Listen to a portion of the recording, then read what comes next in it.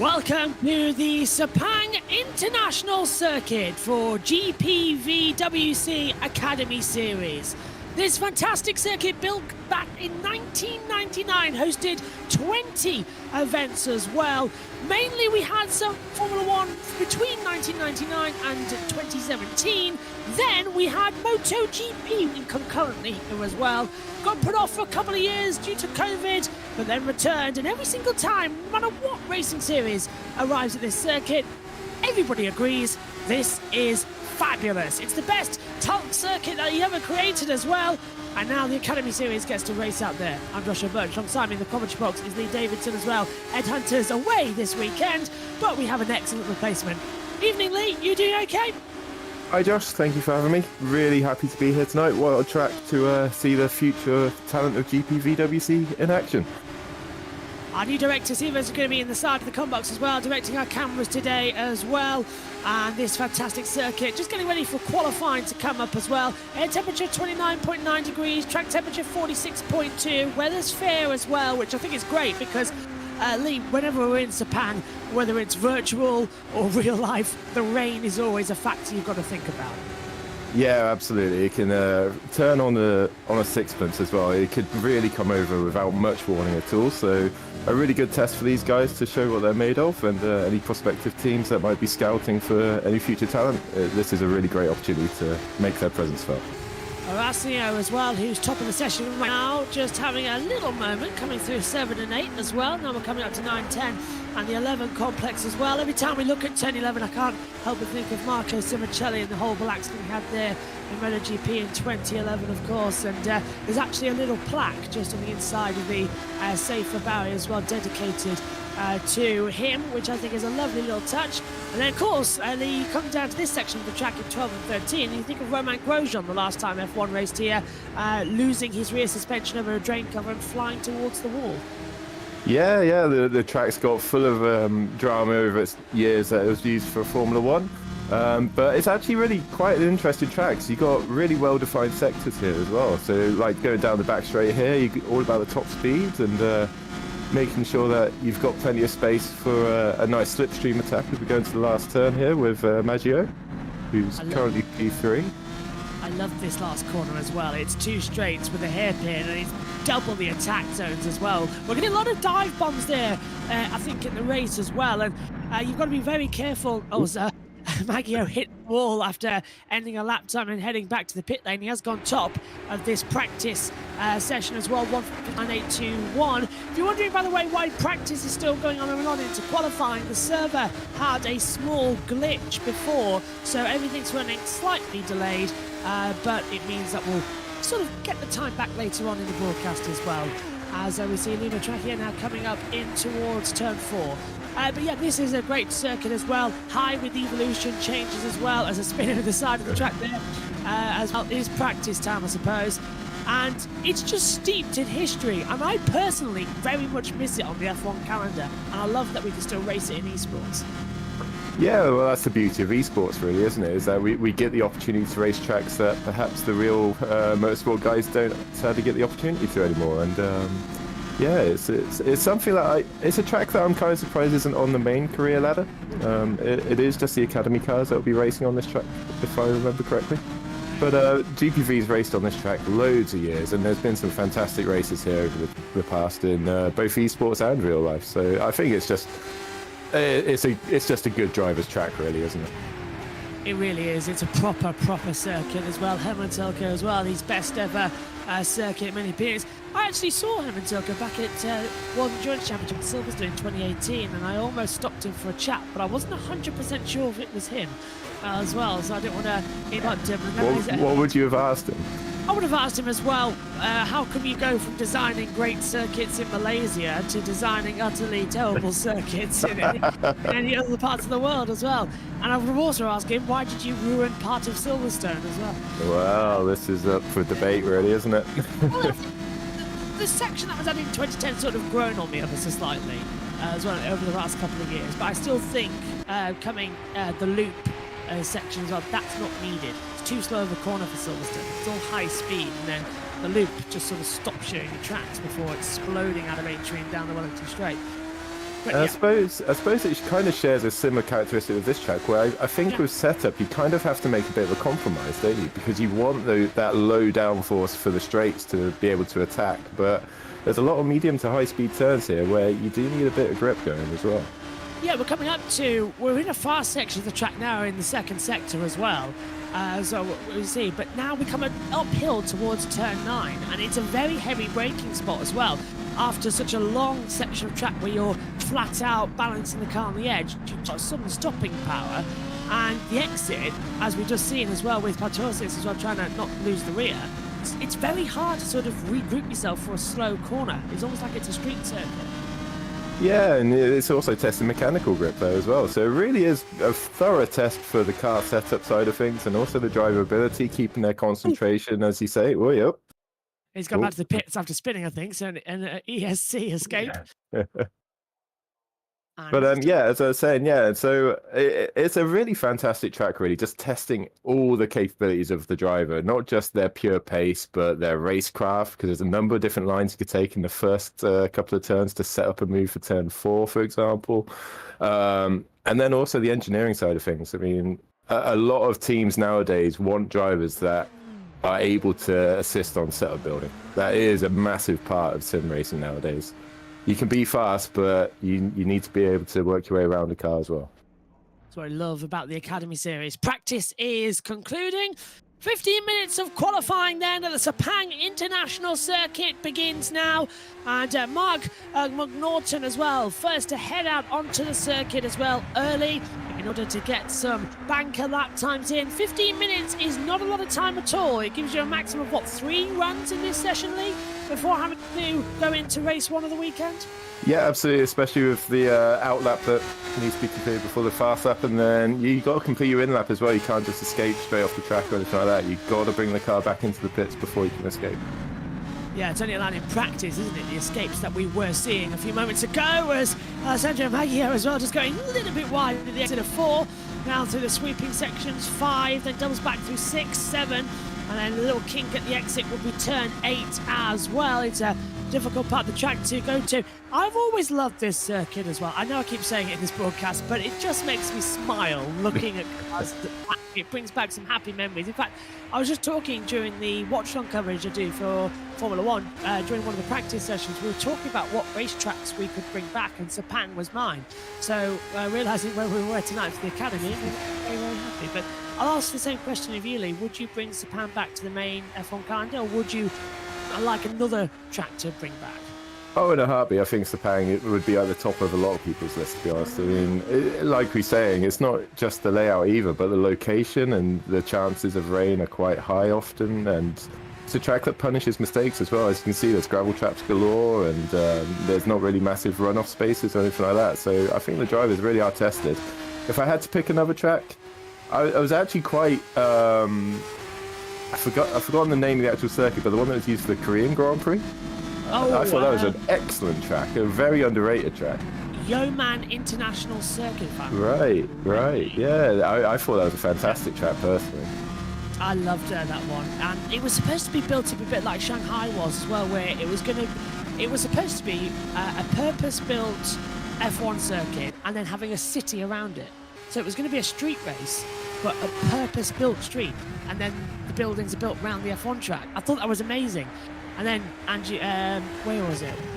Indonesia, MotoGP, the circuit they use there, that's a street circuit because the city's built around it. So they sort of nicked the concept. But I miss the fact that we never got a chance to see Korea develop because they lost the funding. I really think they would have had a lot of fun with that as well. And looking at this circuit as well, they've tried to update it over the years, of course. When they came here in 1999 as well, they all thought this was next level stuff, because in those days, of course, they were used to not good enough pit boxes as well. Everything was looking a bit old and tattered. Nothing was really updated since the 80s. They came here and it was like 1999, so it was like being on the set of the Phantom Menace. It was unbelievable. And I'm really, we've got a night race here as well. They've installed the lights at the exit of the circuit, so I think a night race Malaysia Grand Prix would be brilliant.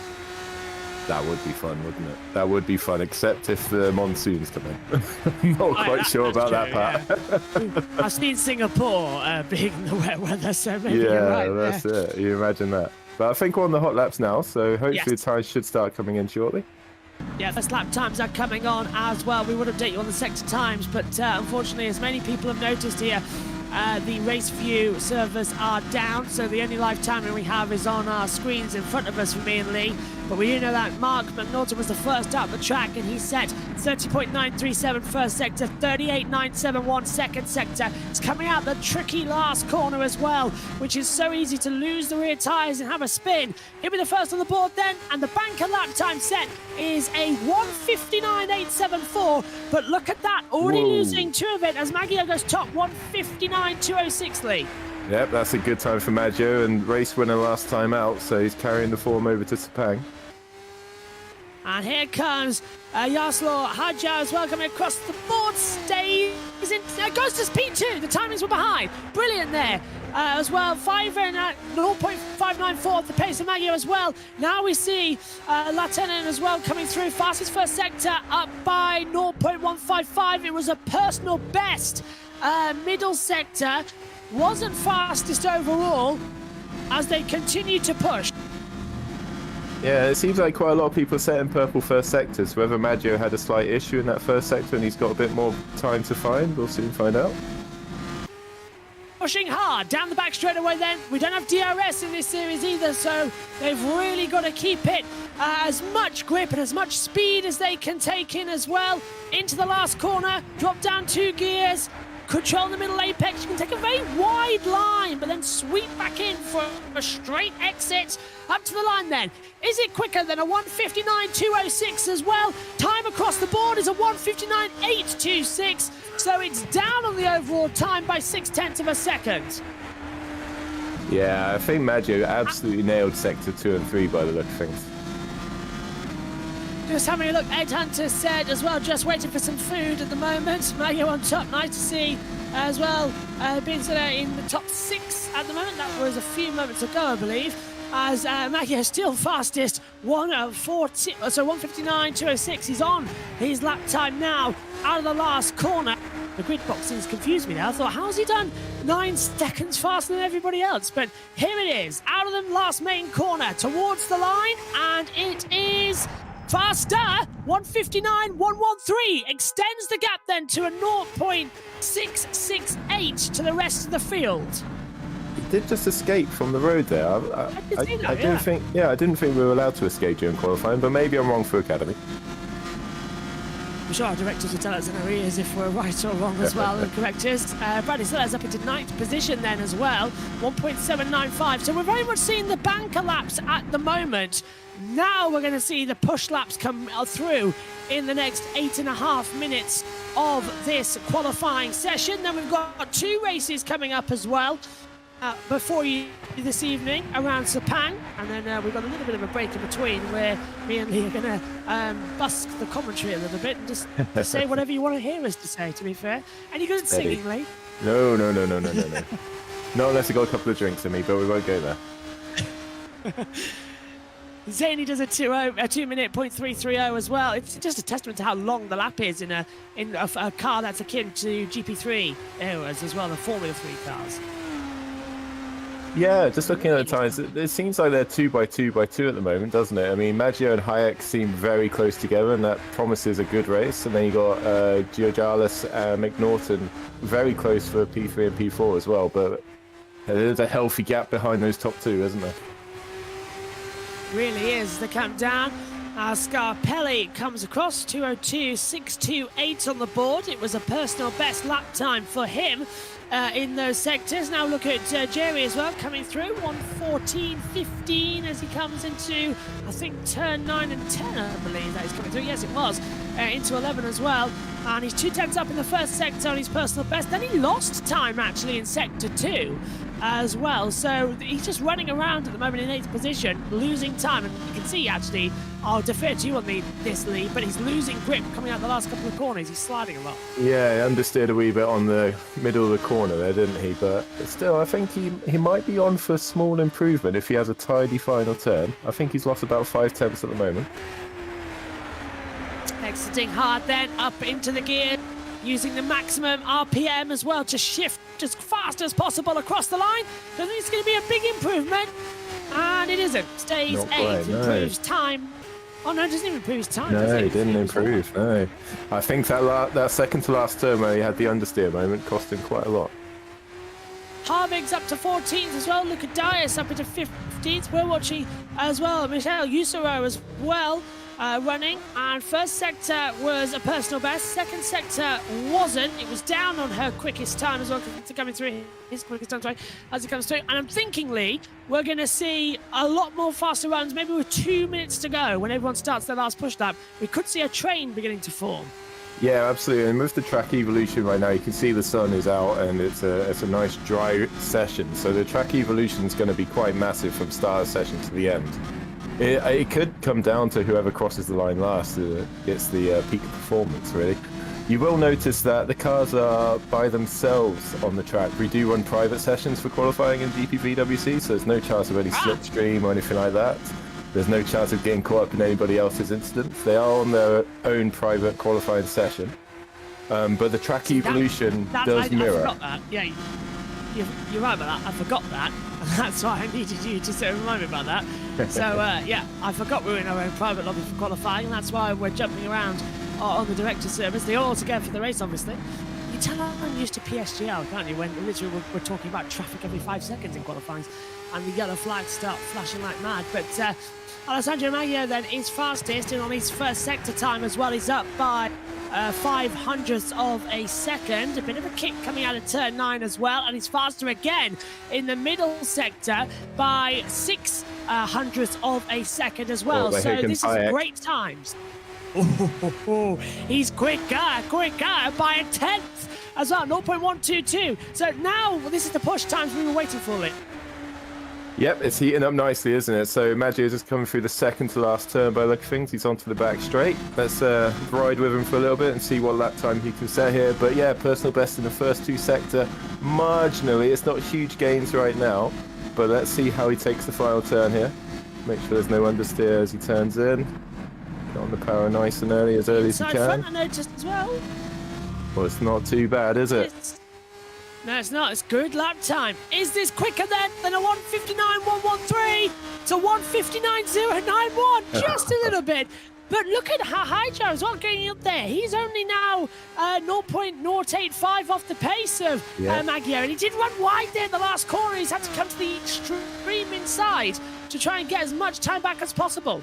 Yeah, he drops a tyre just on the outside there on exit, but I don't think that would have cost him too much. As everyone's saying in the chat as well, I believe in Latin supremacy. That's from Joshua Dexter. Coming down comes Hajek as well. Can he go up any faster? 1:59.793 with that tyre in the gravel. It did cost him. 6/10 of a second lead. That's a huge disadvantage in a session where you only really get a push lap. We're in 3:20, 2-minute laps. He's really going to struggle to get a faster time in. I think that penultimate turn is arguably the most important turn of the track. It sets you up for that back straight, and if you don't get a good exit, you're carrying that all the way down the back straight, and yeah, it did cost him in the end. An F1 example, Sergio Perez chasing down Alonso in 2012, made a small mistake, got on the wet line, and it dragged him off there, and every single lap after, he was losing time and pace to Alonso, who ended up winning back in 2012. Perez, everyone says, oh, he wasn't good enough in Formula 1, he didn't win a race until 2020. Nearly won in his second season in Formula 1 in a Sauber. He's definitely got genuine pace. You can see that at the Red Bull right now. Here comes Joey then across the line. He's 9th fastest at the moment, but he's on a slow lap massively. He's been on, I think, another build-up lap lead. Possibly, but I'm not entirely sure build-up laps are really required here when you can just switch the tyres on quite nicely with a single warm-up. But, yep, let's see if he makes one more turn. Who we got here? We've got Bradley Sellers. Is he faster? Goes up to 8th position. Yeah, nicely done. 2 minute .17. Bradley Sellers, of course, legend in the esport community. He's done many different esport category as well, and now here in the Academy Series, trying to get more recognition. But many people noticed him. I know Edward Hunter always brings up as well how everybody is talking about him, and everybody notices him as marking down as a champion of the future. As we see Lassiter now coming through as well. 2 tenths down in the first sector, 3 tenths down Lee in the middle, and he's losing a lot of time. The car just did not look stable. Yeah, and I don't think he really has enough time to pit and get back out, unfortunately. So that might be him done. Coming through the last couple of corners there. The petition to bring Malaysia back to the calendar as well. Career ladder, so I should say, says Tom Parker. So he's in agreement with you, Lee. Bring it back on. Yeah, good old Parker. Unless, of course, he's you in a different account and you're just backing up your own points. Well, Tom would love that, but that's a compliment of the highest order. There you go, that's out the last corner. Can he improve on the time as well? A little bit of a kick from the rear of the car, but it oversteers as he comes across. 1:59 is the target. He does a 2 minutes, .056, goes 6th fastest as Bell goes up to 15th position. Last 40 seconds then as well. This is the last chance either to set a lap time or to get across the line to start one, depending on where you are in the lap. Anyone not in the last sector now is going to very much worry. Yeah, and going back to that track evolution, this is really the fastest point for the track now, so you really want to be out there making the most of it. Cross the line then for USO as well. Improvements coming? No, stays in 3rd position. 2 minute 1:72, down by 8 tenths of a second. As you see, Hijack as well coming into the first corner. Wonderful camera angle here. I remember F1 having that back in 2002. It shows you the great sweep around a 1. Then you drop downhill into turn 2 as well. Karun Chandler once took a jet ski around this corner as well during a test day when it was rained off. There was a jet ski in the back of the paddock as well. He took it out and he actually got air through turn 3 as well. There was that much water coming through. Up towards turn 4. Oh! Improvement! Go on, Lee. No, I was just about to say, this track really does cater for all needs with the jet ski story there. It's fantastic, isn't it? Checker flag is out then. Maggio is down on best lap times, but Hajek was quicker. So keep an eye on that timing screen to see if we see a change at the top. This is Maggio coming out the last corners then, down the back straight away towards the very tricky last corner, which has got 3 distinctive racing lines we were talking about earlier. We'll see them in operation in the race when you see you've got the high line that sweeps all the way round. Then you've got the normal racing line, which starts off wide, mid-apex, and then tightens up at the exit to give you a straight line. Don't think this is going to be an improvement time, but we could be wrong. It's a 1:59.155. It was the fastest one in the 3rd sector, and now he's dropped 5 tenths as a hijack as well, Lee. Yeah, he's had a poor middle sector, hasn't he? That's such a shame after the purple's 1st sector. I really thought he might have been onto something there, but yeah, maybe pressure tells. Joe Gallus is up into 4th position, 6 tenths off the pace, but second row start coming their way as well into the last corner. Now for Hajek, can he find any improvements? Okay, I don't think he's going to find half a second. No, after that. That's definitely cost him it. That's what we were talking about earlier, Lee. Just the oversteer, the exit of the last corner, get on the accelerator, out it goes. Yeah, he just got a bit too keen on the throttle there, and around she went. Oh, Bradley Sellers also stopped on the circuit, not going to improve. Lana Sebo and as well coming through. Are we going to see improvement here, or have they already taken the checker? They've already taken the checker flag. Yeah, stays. Yeah. I think we're set. Stays 13th. So, coming through. Qualifying concludes, and it's Maggio on pole position. Hajek in 2nd, as well as we come through. And I think, Lee, as well, that was a very nice qualifying session. It's given us a great couple of grids for race 2. Yeah, absolutely. I mean, you can see the top 3 are a little bit in a league of their own right now, half a second ahead of P4. But I think those top 3 could really have a good fun race altogether there.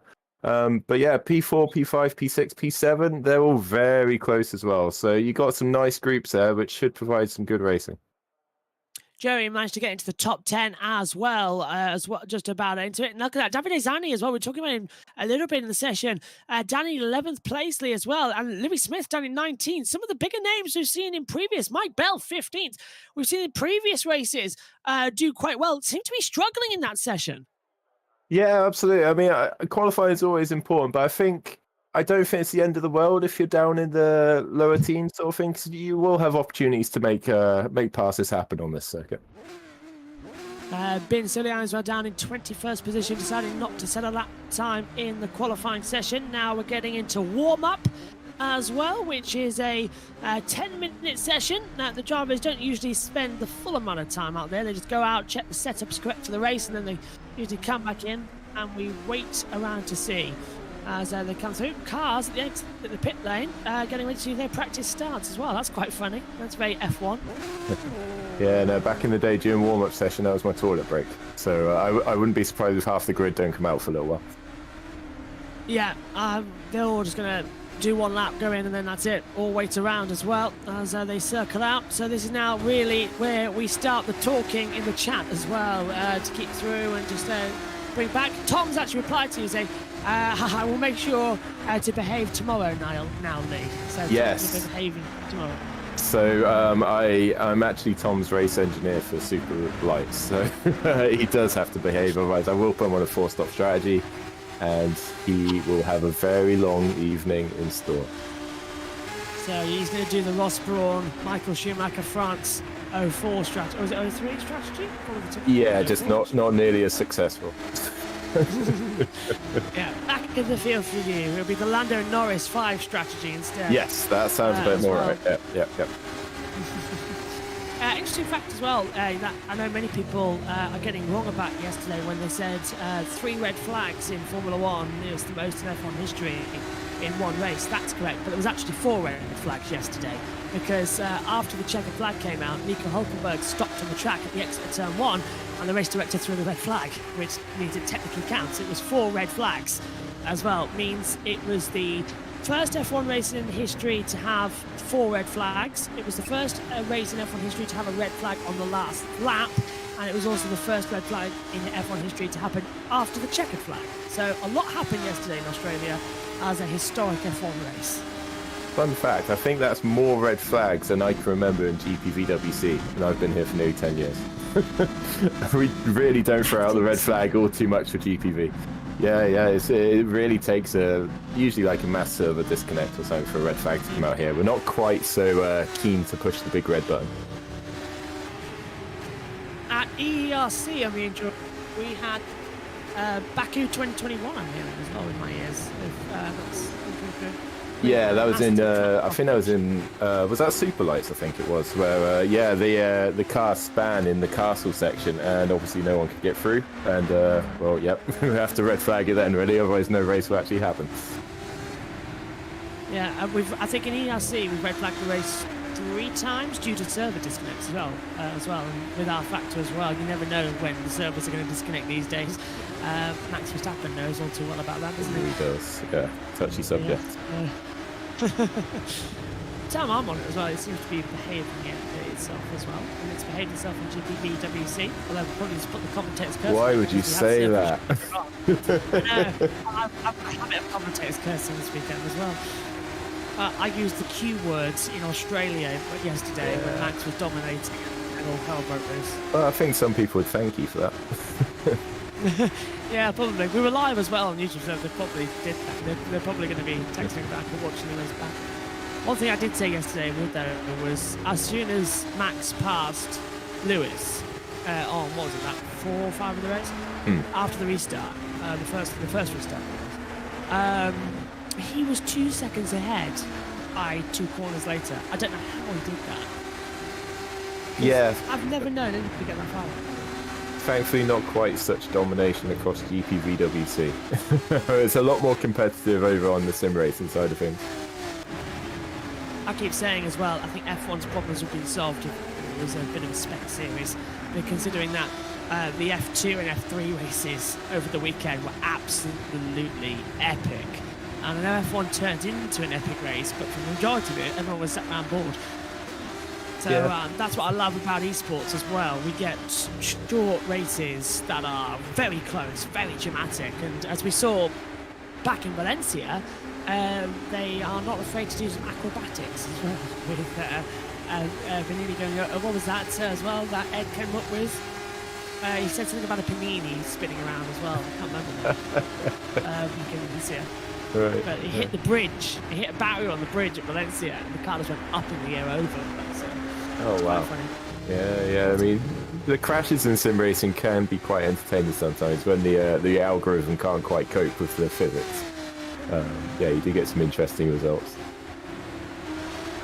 I have the power of what you see, says he was our director in the YouTube chat. A big shout out to Seva, actually. Yeah. Big shout out to him. Great job as well. He literally just came forward about 3 hours ago, reminded me that I spoke to him about cameras a while ago, and said, so, do you want me to do Academy tonight? So, if you want to do Academy tonight, you're more than welcome to do Academy tonight. And big shout out to Hygo Poom as well, who gave him the crash course in Camerawork. But just goes to show that if you're willing and you want to give it a shot, we're more than accommodating. We're always open for additional hands at the wheel. Yeah, they let anybody work on these. I mean, I'm here, for instance, as well, so they let anybody work on it. Nah, I must admit, I'm very honoured to be working here. Usually Ed's alongside me, but he's busy this evening. And I think he's actually on holiday, isn't he? He's back in... He's on holiday? Who Who authorised that? You have to speak to Toby about that. I know, I'm worried actually, because if he's not back in time for Formula E race at the end of April, then I'm really in trouble. Going solo. Well. I'll have to step in for that as well. Yeah, you have to come in for that, yeah. Yeah. Berlin, a double header. But yeah, I've been actually looking forward to commentating with you as well. I really have. So I was really looking forward to it tonight as well. I only realised though that you were commentating this morning, and I sent you a text about it. And I was wondering why you said you want to talk about the broadcast. I thought, oh, you directed that. But no, you're in the comp box. No, yeah, I'm in the furnace. Yeah, no, it's really fun, really fun. I've done a couple of commentaries in the past on Academy.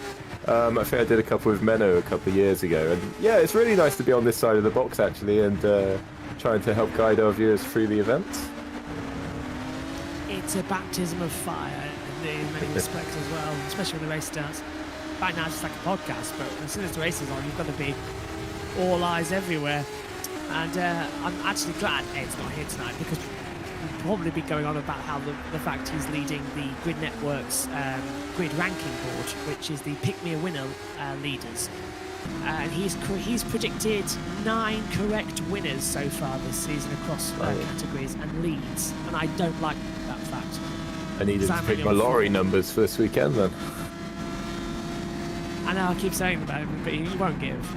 Yeah. I mean, you want about, what's that is ours. Yeah. Get out and warm up, that's fine, that's fine. Get it out of you and warm up, that's what you want. Loving the fact that the drivers do actually somehow take warm-up seriously as well. I mean, it is a chance to get your eye in just after a qualifying session when your car's feeling faster and lighter. Now you've got a race set up on you. It does feel slightly different. Even in esports, you get that feeling of weight as well. And Lee, you know as well, better than anyone as well, with everything you do as well, coming in the fact that it's so important to keep drivers calm, but it's so important to keep them focused as well, because it can easily slip focus, and it's difficult to get back in the zone after that. Yeah, absolutely, you're right. And especially as usually the grid is so close and competitive, that a mistake like Vazdar just had there, where he got a bit of a snap oversteer as he was going into the turn there, that will cost you. It's not like Verstappen yesterday, who could chuck away 3 seconds on a little lawnmower experience, but no, a mistake like that would probably cost you a position or two. And so yeah, trying to rein your driver back in and get their head back in the game. I mean, I'm quite fortunate. I've worked with drivers that kind of are able to manage themselves, and so in that regard, I am kind of more of a cheerleader more than anything. Cheerleader / psychologist. But yeah, no, it is an important part of a race, is getting that mental consistency alongside your physical performance. And how much of that was with your racing experience as well? Like you said to me this morning, was back in the early 2000s as well. How much of that did you, to begin with, struggle with? Because the discipline for racing across any category as well is very much, and it's an internal battle constantly. Because from a layman's point of view, from my point of view, if I'm doing e-races, you do get in the zone and you do forget what lap you're on, and you just like, did I complete that lap? Because you just sort of, your brain takes over controlling your body and your mind rests as well. But how much of it do you always have to like train for and sort of like overcome your own boundaries of what you can't do? It's almost like you're exercising as well constantly while racing. It's fantastic. Yeah, and it's you tend to forget that every lap is a strive for perfection, and the closer you get to perfection, the harder it is to find that last little bit of time. And it's those that really commit to the cause sort of thing that do eventually find that time. But it's an interesting concept in sim racing, because you're always kind of weighing up the enjoyment and hobbyist side of things against it being a professional sport or anything like that. But I think the moment that it becomes a chore, and the moment that you start to lose the spark, that's when you need to take a step back from it and just reassess where you're at and why you're doing it, and whether this is the level for you, or if you just want to enjoy racing again. That's also a beauty of sim racing, is that it's so varied, and the level of competitions just range from pure hobbyists and casual racing all the way through to esports. You usually can find your level quite well, and especially in GPVWC with the career ladder.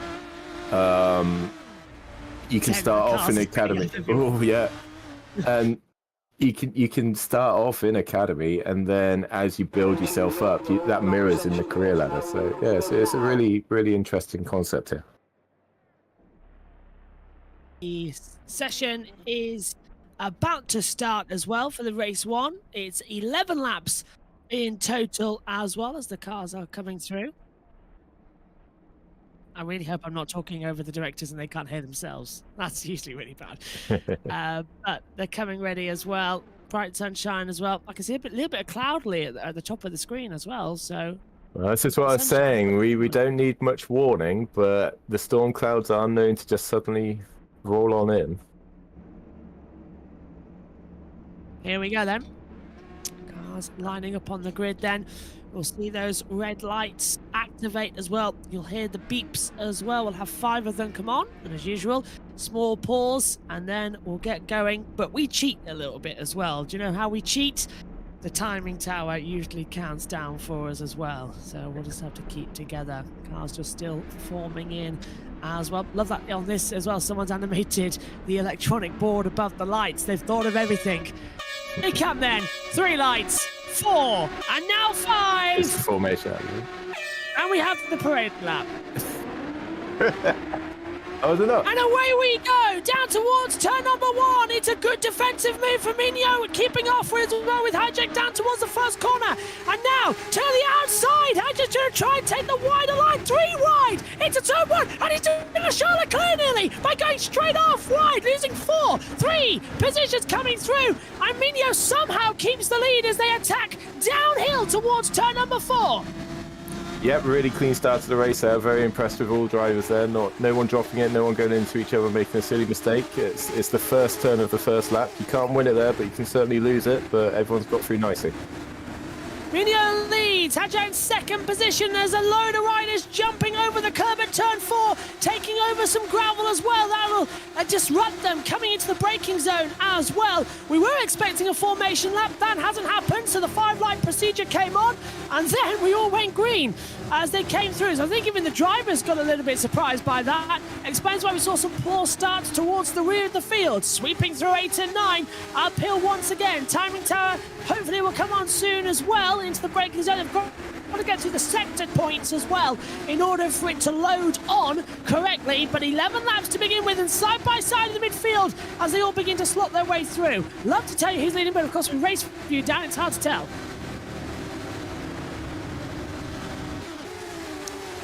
Yeah, we're just waiting to see if we can get some pictures of the leaders on the back straight as they enter onto the back straight here. Here we go. So Maggio's got a nice gap there. He's doing all right.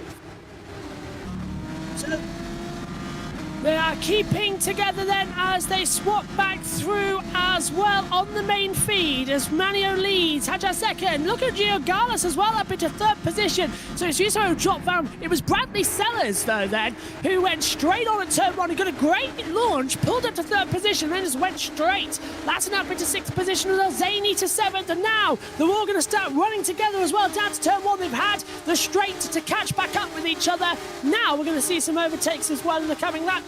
Now we're seeing it as Mike Bell trying to go right round the outside of Zimino as well into the first corner. Further ahead, McNaughton as well trying to go on Petras as well. But Zimino's going to defend on the inside line for 11th position. Bell sweeps around the outside using the advantage that T1 and 2 brings. Nearly contact and a clip of the front wing as that was Luke Smith coming in as well. Yeah, coming in with Vincent Yanas up into 13th position.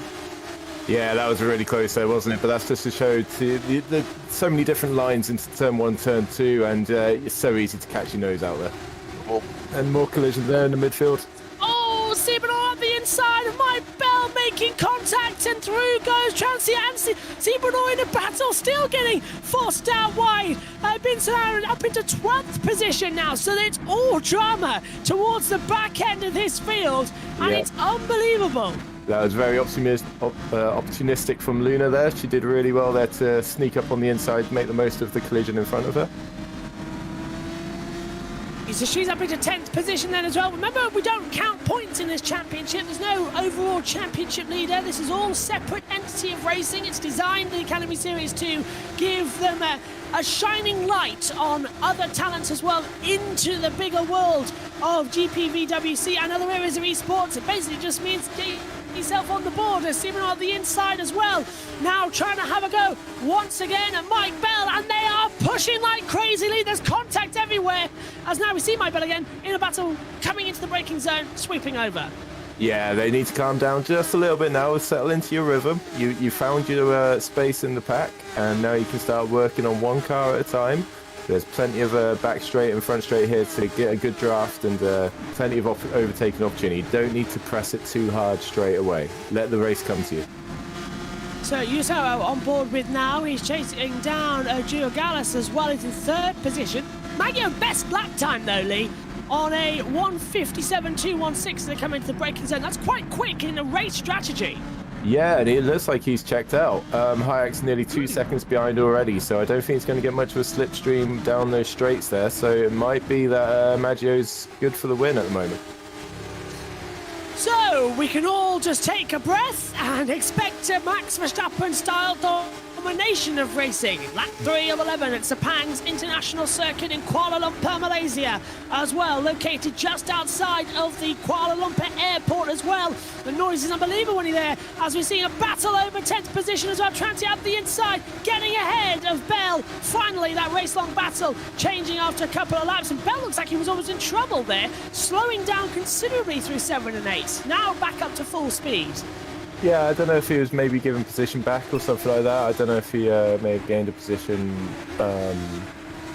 inadvertently or something. I'm not sure, really. Mike Bell's very experienced, though, and he's a very fair driver, so it looks like he's back up to full speed now, so I reckon maybe he was given the place back.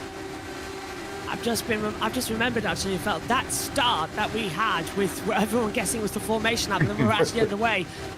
Akin to the 2016 start of Malaysia, when there was yellow flag boards flashing all the way alongside the drivers due to Carlos Sainz stalling on the grid and having engine problems. So the yellow flags were out as well, and the light boards were flashing yellow. And then the 5 lights came on, and Ben Edwards and David Coulthard didn't notice the lights came on.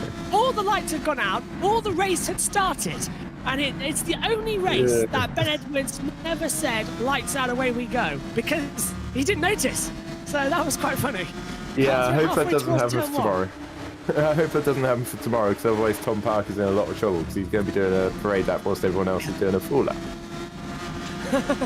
Slow.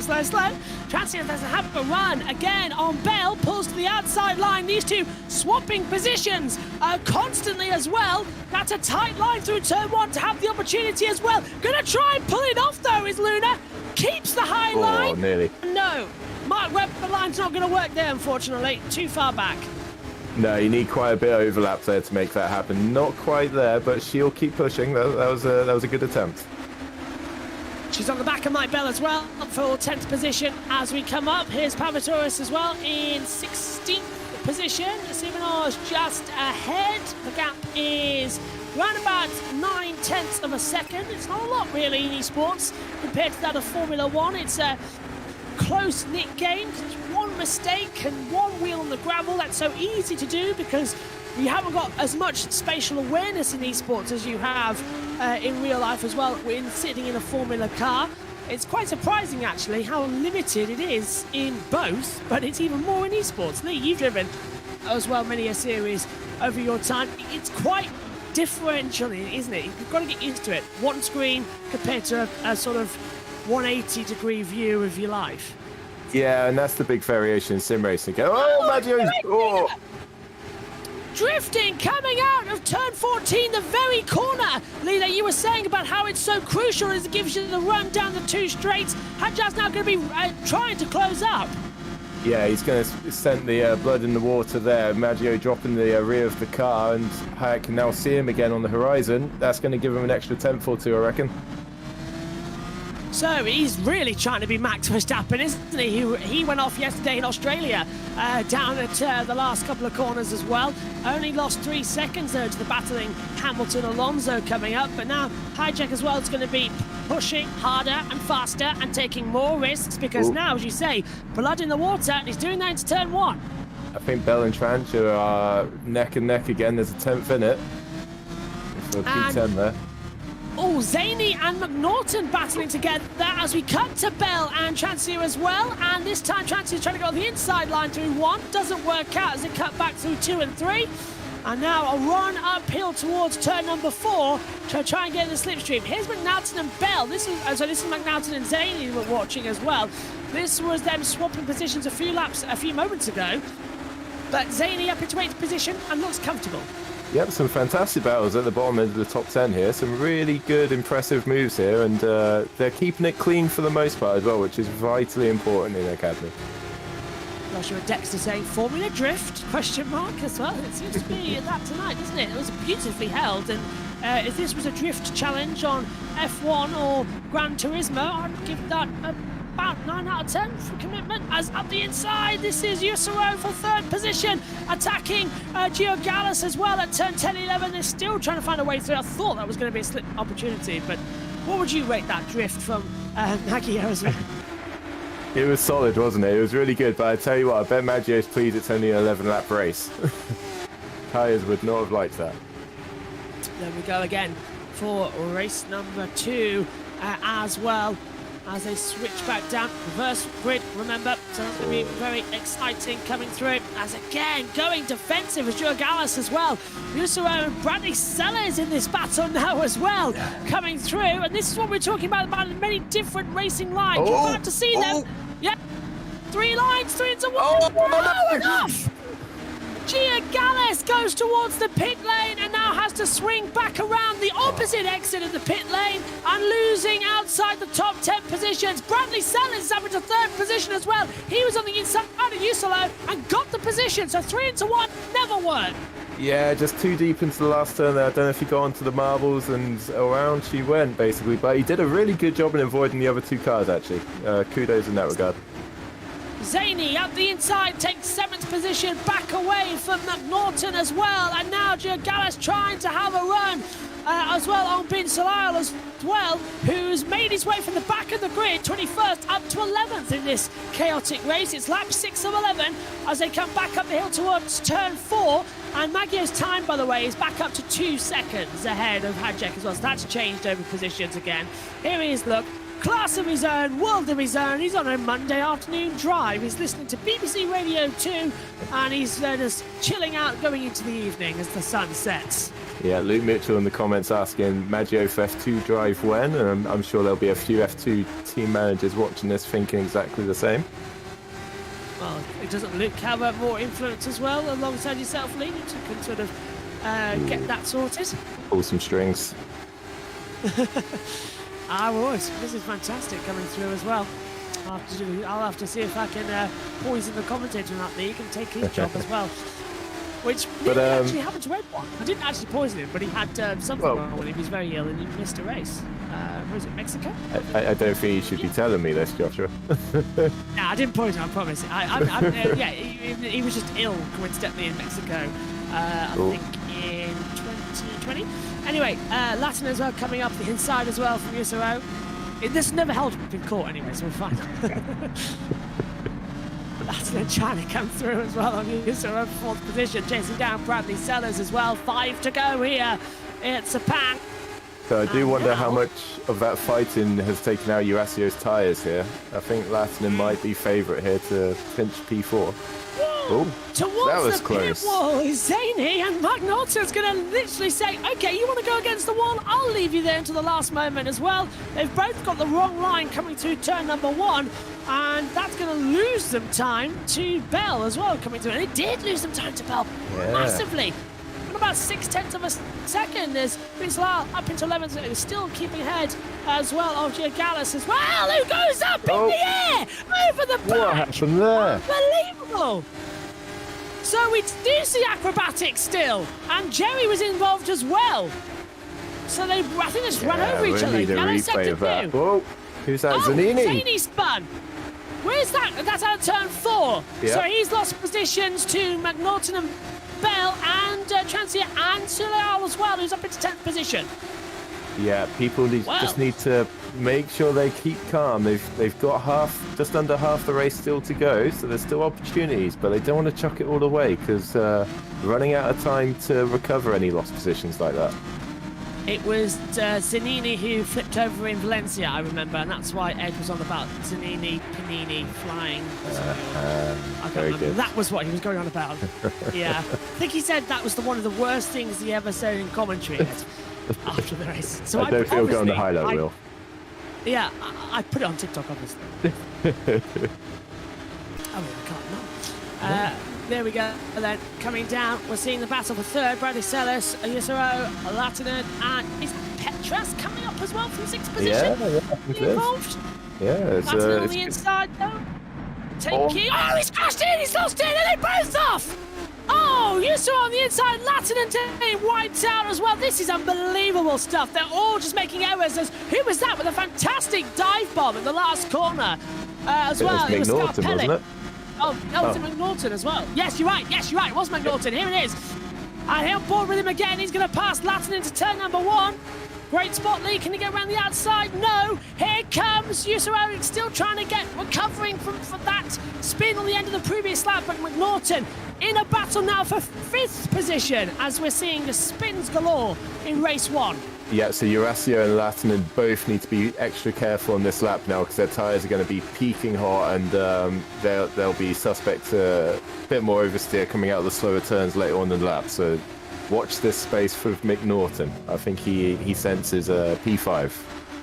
And Magyar must have made a mistake something way on the lap because now Magic as well is look at that. Tenths behind. Yeah, great job from our director to bring this little battle graphic up because I hadn't noticed that. We were too distracted with the middle battles. So Hijack's right on the back now for the race lead. Grandstand finish for race 1. We'll take that, thank you very much. Hijack's closing in on the race leader as well. Last lap time as well. Quicker is Hijack. Brilliant. Yeah, and so Maggio must have had another mistake. And again, you do wonder how hard he's working these tyres right now. Of course, Hayek's had a very consistent run. He's probably been able to look after those tyres just a bit better. Let's see if he can make the most of them. Bell's up into 7th position, past Yusuro as well. Going wide, is Hajek coming down the back straightaway, but doesn't lose that much time. He's right in the slipstream of Maggio as he comes into the last corner here at Sepang. 9, 10 and 11, so 3 laps to complete after this one. Now that's going to be a long time. That's 2, 4, 6 minutes on the clock. Who needs school? Learn your numbers with Josh and Lee in the GPVWC. Here we go. Right, Bell. Bell, yep, trying on the inside of a spinning McNaughton. McNaughton drifting it beautifully and still controlling the rear tyres. He's burned them up on that previous lap, as you said, Lee. Yeah, I think the offline in that last turn, it looks pretty icy right now. I don't know if there's just no grip on that outside line, but people keep trying it and keep losing the back end there. So maybe that turn doesn't quite have as many lines as they perhaps hoped. So continuing to push then through. And we can see, yep, Hajek's 6/10 behind Maggio, so they're still going to find some time and find the advantage as we come through. What a fantastic race. This is proving once again to everybody watching as well why this circuit is so loved as well. It's the ultimate challenge. As again, Maggio goes wide. Hajek stays within the confines of the track. Who do you think's going to come out on top, Lee? This is getting quite interesting now. I think Hayek's doing exactly what he needs to do right now and just place himself in Maggio's mirrors. He knows he's made a couple of mistakes already. What are the chances of a third mistake? We'll see, but he's doing just what he needs to do right now. So, we'll be 2 to go after this one as well. Who's going to keep calm, forget who's behind you. Here comes Yusuro as well, trying to have an attack on Bell, who somehow managed to get back up into 6th position. There's a yellow flag out in the first sector. I think it's Smith. It's Smith. Yeah, Luke Smith's down into 20th position. And he's going to, I think, go round. I think it was a little drift as well. Yeah, here we are, Louis Smith as well, coming through. Sorry, I called Luke Smith there. It's got Sarah Jenner mentions in my head. Louis Smith coming through as well. Joe Jarlis from P11. That's my fault, I think, because I think Luke Smith was the driver in PSGL who got banned a couple of weeks ago, so I'm not sure if I'm right or wrong there. But either way, it's in my head. Giangallis fighting for control of the car there, trying to pass Binsile. But now we're looking at Yusuro and Mike Bell just in front. Yusuro's going to look to the inside, but Dix Benovin into the last corner here. Tell you what, Mike Bell's had a tidy race, hasn't he? He's done very well to get up to P6 from his starting position. I think as well, with the reverse grid, could he be another contender as well with the closeness that we know race 2 bring? Giangallis struggling now behind Binsile to try and get some slipstream. He's pulled to the opposite side of the track, and look how bumpy it is down towards turn number 1. Yeah, keep an eye on Hayek as well. He's within 0.4 of a second now. So yellow sector 1. Up. Luckily, it's not down here where the leaders are, and this is it now. Again, Maggio's made another error. Here comes Hajek, right behind him through 7 and 8. Can he find a slipstream battle? Less than a tenth and a half between them there. Whoa. Look at that. Maggio's tyres gone. He's drifting everywhere. He's got 1.5 laps to hold on for dear life. He needs to make the widest academy car possible. Hayek, on the other hand, just needs to set him up for that back straight, get a clean exit out of the last turn, and we'll see what he can make into turn 1. I love how he's toying with Maggio as well, just flicking the car to the inside line on the way into turn 9. He's just playing with him at this point. Through 10, into the tight hairpin of 11 as well. It sort of dummies up on itself before you can open up the accelerator again. Drop down through 12 and come into 13 and 14. Really hot on the brakes as well. Maggio, we're seeing as well, controlling it. Going wide, taking the tighter inside line to turn 14 is Tadjek. Not going to work out, but it's going to give him the better straight away, Lee. Yeah, Maggio almost invited Hayek to try up the inside there, but Hayek knew better than that. He just needs to concentrate on getting a good XL the last turn here, and he might be on for turn 1. He's given out the invitations. It's the save the date. Now it's save the place. Is he going to go for it up the inside? That's an opportunity. That looks like a dress rehearsal for the next lap. 1 lap to go in race number 1. The battle for the lead is unbelievable. A tenth and a half as they cross the line down towards turn number 1. Hajek is right in the wheel tracks, and Maggio pulls to the outside line through 1. That's a brave move. I don't think he can hold it though. He'll have to do the cutback. Maggio makes an error. They touch. Very much a tap on the back. Yeah, Maggio parked it right where he needed there. He parked it right on the apex. Perfect positioning there from Maggio. Hayek, he was given the harder option around the outside, but he pulled out of it at the right time. Up towards turn number 4. Is there a late braking move coming? He thought about it. He's trail braked in. He's gained that 2 tenths back he lost. As Giangallis is up to 11th. Hang on a minute, they've dropped. Binsele's dropped down to 12th. Jerry's up into 10th. There's a 3-way fight going on back there. Now there's a yellow flag in turn 3 as Luca Diaz has dropped off, and so has Harvick. So they're having a battle as well. Harvick's... Yeah, he's down, isn't he? Hajek, though, coming through, just in a battle. Here's the battle that we're watching 3-way in the midfield as well. So they're all battling over 10th position. Jerry's keeping the advantage just ahead of them. Yeah, Giangallis trying to come back. Yeah, because this is into the last 2 sectors now. This is where this matters, because we're going to have the long straightaways, and Hajek's got to have the perfect couple of corners and just let Maggio fight the oversteer he's having. I think Hayek's only options into the last turn. I don't think there's enough straight to pull alongside him before the checkered flag, so he needs a really good exit here, Oh, is he going to go? Oh, he's going to try. Oh. So he needs to Giving him the really position, nail though. it. So now, let's see. Is there going to be a dive bomb here, or what do you think is going to happen here? I think it's going to have to be a dive bomb or an outside maneuver, take a wide line and get the better exit because it's going to be a bit difficult. Petras coming in as well. Here's Hadjek, the automatic director, taking over there for a second. Hadjek takes the inside line, not going to work out. He's fighting oversteer. Maggio wins the opening race in Sepang in a dominations fashion. What a Hadjek race. second and Bradley Sellers holds on for third position to Petras in fourth. Fabulous race. I completely agree with you, Lee.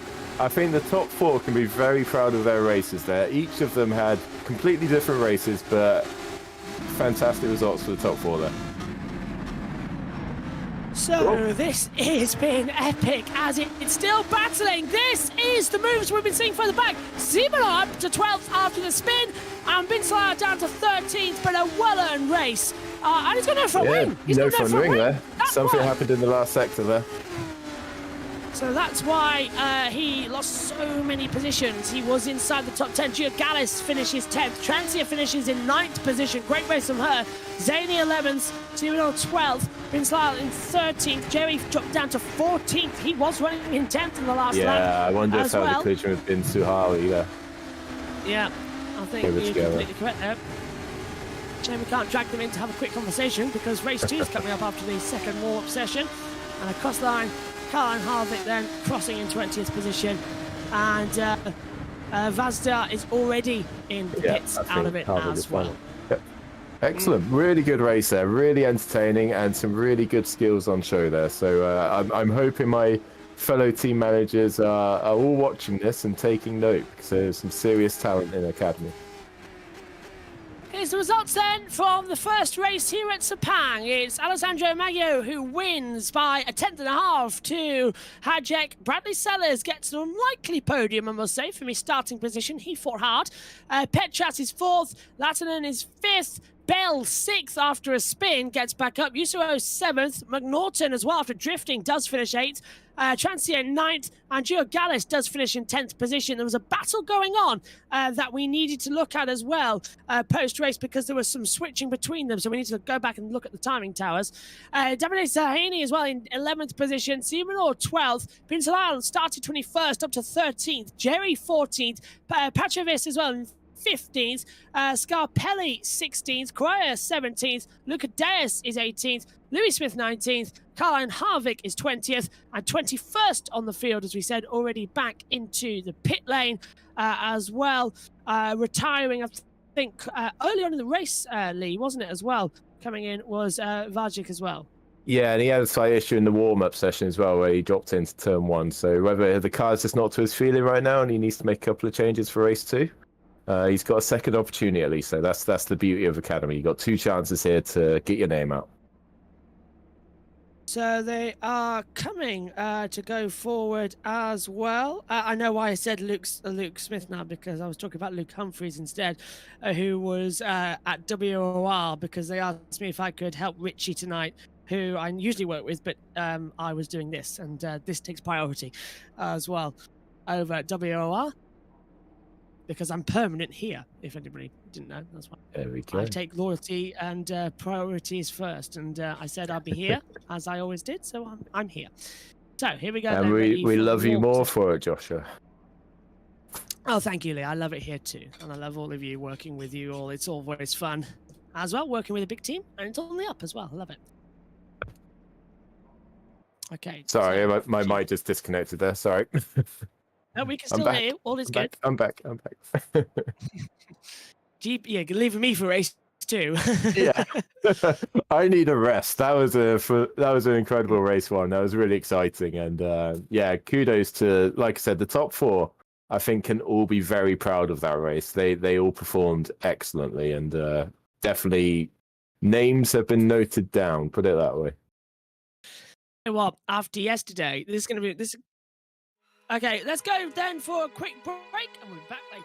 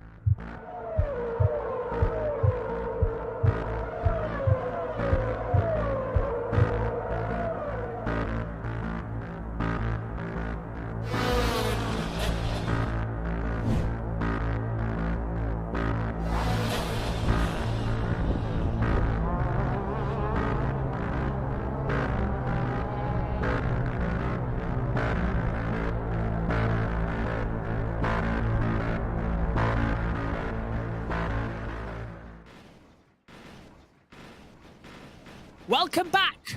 We are getting set all ready for number 2 race at the Sepang International Circuit. I'm Joshua Burch, alongside me is Lee Davidson, and Lee, looking at this, brighter sunshine than we had for race 1, which means race 2 is going to be even better, and it's reverse grid, so action is assured. Well, I don't know quite how we can improve on race 1, to be honest with you, Joshua, but yeah, reverse grid is a great big randomizer, so I think I've heard it's the top 15 that were reversed as well, so yeah, it's going to be interesting to see how the likes of Maggio and Hayek get their way back through the field. Alex Maggio has just put pronunciations Maggio. Thank you very much as well. I apologise I got it wrong in the beginning as well. I was hearing you correct it, Leah, as well, but I was trying to correct it, but my accent just wouldn't push it through as well. And so I would try my best, Alex, so I do apologise. But look at this already. Track temperature at 50.3 degrees. So it's risen by 3 since the previous race. Track air temperature still the same at 29.9. Fair weather, which is great to see as we come through. So we're just getting ready. Everyone's setting up ready for the next one. We've had the warm-up session, so it's straight into the race. And it's looking good. But thank you, Alex, for that. I appreciate it. Maggio, Maggio, Maggio. Say it 3 times. Maggio. As well. I should be able to get that. I struggle a lot as well with esport pronunciations compared to that of other series as well. I think it's because usually, I don't know if you find this, Lee, as well, usually you hear the pronunciation from broadcasters before you start a commentary, but in esports, we're the broadcasters. So we've got to do the work to find out more.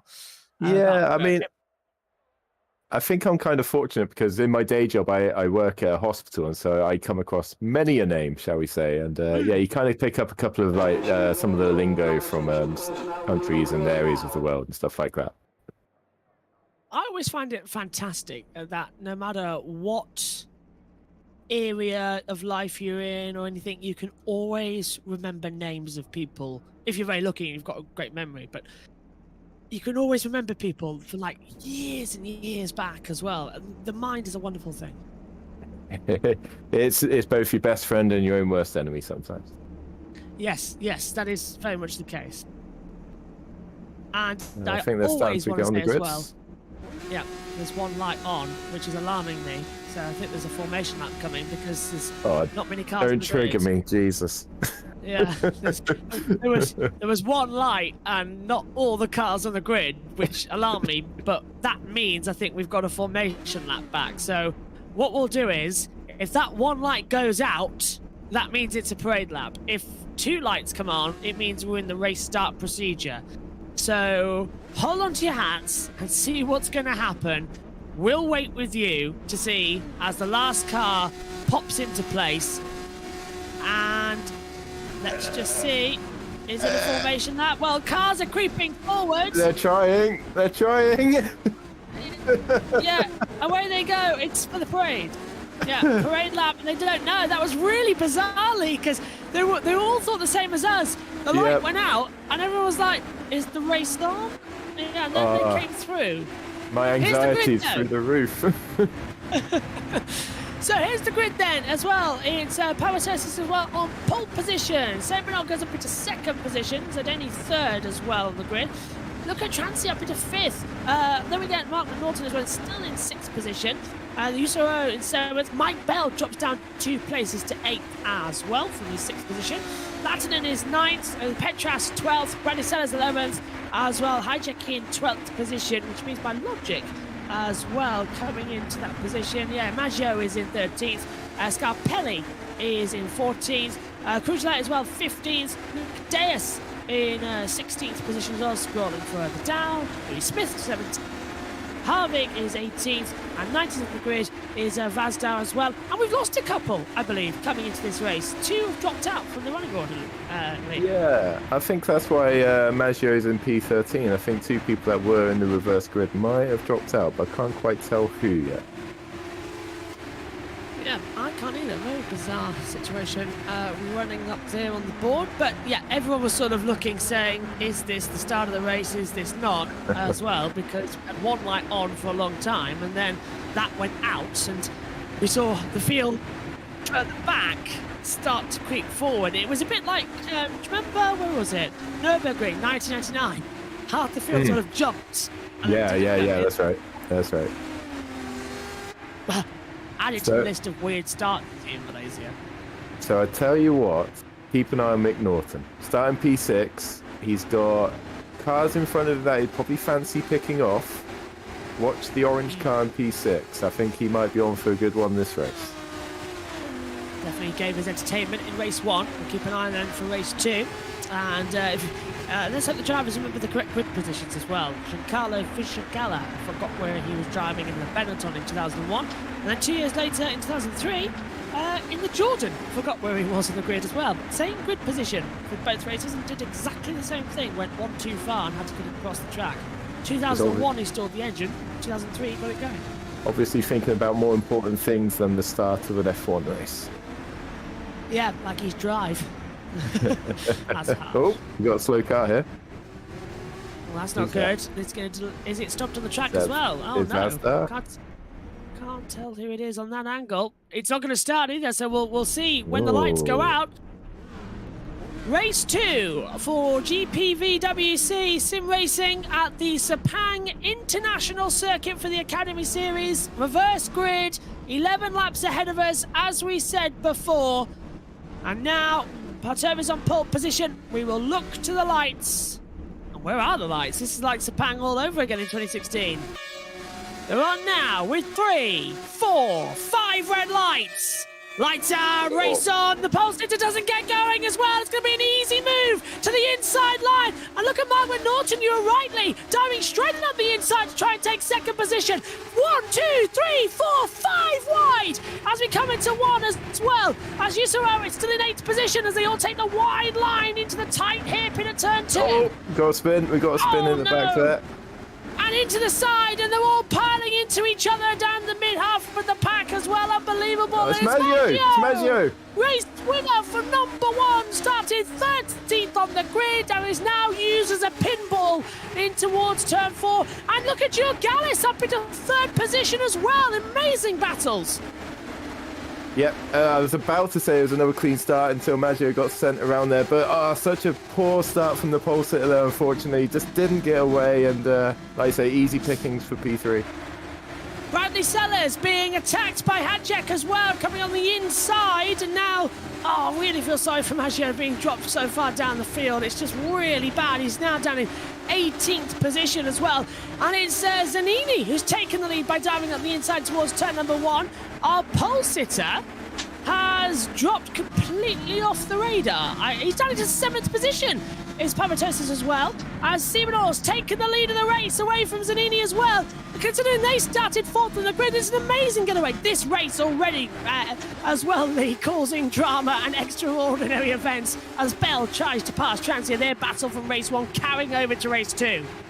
Yeah, it's the second roll of the dice for a lot of these drivers who've had kind of quiet or disappointing race 1s, and they really want to make their impression now as we go down the back straight. Into the braking zone, Gio Gallis already had a move for second position done a few seconds ago. Now wants to try it again. There's a yellow flag out further back behind them. Zanini's trying to dive on the inside of Simenor as well. Gets the door firmly shut in his face as well. And Zanini's going to have to push harder. Now, Papatos has dropped down to 11th position as well, further back with 10 to go. Into the braking zone for turn number 1. Is Zanini going to go for the slipstream manoeuvre? I'm not too sure about it. And here's the battle with Bradley Sellers. 3 wide into the braking zone. Yeah, there's action all over the place.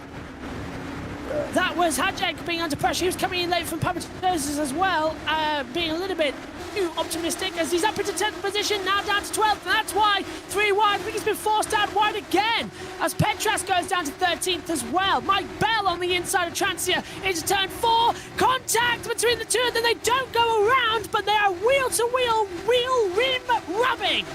They spent half of the first race together as well. These two already know each other really well from their previous experience here, and again, they're doing really well wheel-to-wheel there. Oh, that was a lovely move by Bell there.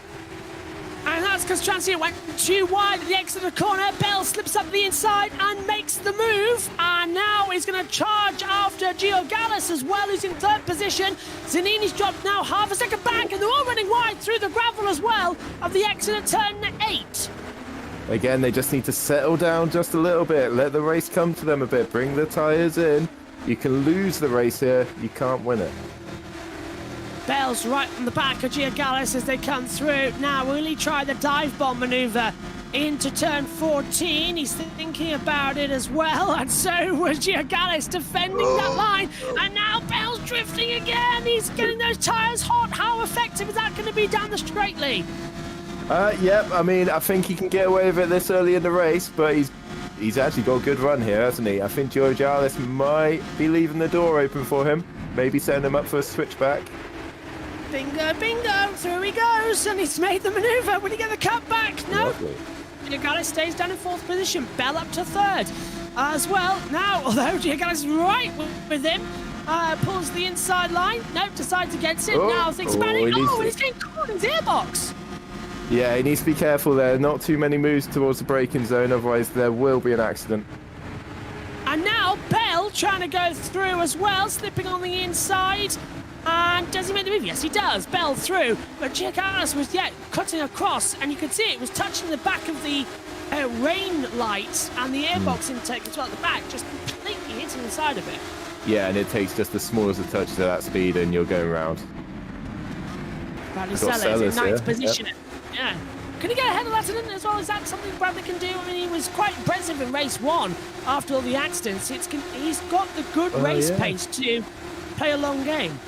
I think Bradley Sellers had a calm head on him as well, whilst others were dropping it left, right and centre. It was him that was picking up the pieces, and I think that's what majorly contributed to his finish at the last race.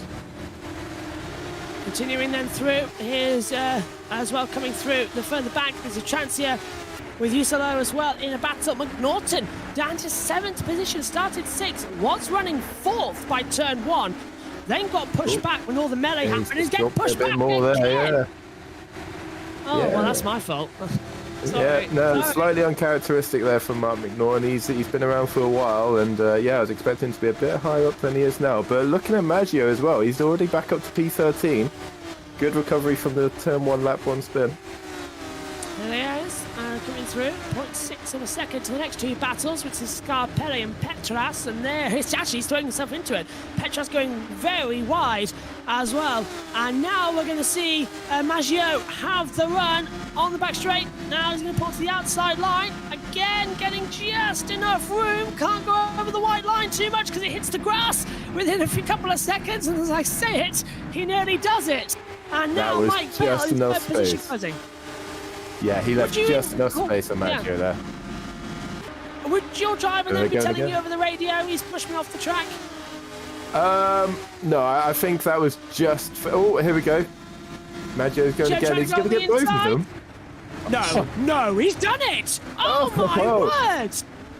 Superb! Up into 11th! And is that a sign now that... Are you going to hire... Am I going to hire him? I'm very tempted at this rate. He's certainly proven himself to be a talent at the moment. That was a properly good move, wasn't it? Really, really good. And Mike Bell again. He's after P2 here. Yep, he's having an attack with Zanini as well. He was side by side coming through 6. Now we're into 7 and 8 complex. And again, a little bit wide, kicks up the dust to the exit. That's Petras wide. Yeah. And he's taken with him as well Scarpelli. Yep, it looks like they were scrapping after Maggio left them behind, and they've come to tears. Here's Mark McNaughton as well, coming through. Is he yellow flag out of the first sector, and that nose car, we got a bump from behind from Hadjek as well, and that unsubbed him at the exit in 9, and Hadjek's going to run round the outside through 10 and into 11. It's a tight opportunity, and yep, backs out of it. But McNaughton goes wide. Hadjek gets the cut back on him as well. Now just keep alongside because it's your corner coming up. Is he doing it? Yes, he's got him. He's fine. He's fine. And I wonder if Hadjek just saw on his HUD that it was now Maggio behind him, and he thought, right, I better get a move on here before he closes that gap. Oh, we've got a big battle here. For second position, Bell's into second, Zanini and Giorgalis all 3 into 1 into the last corner. There's a little bit of contact, they don't lose it.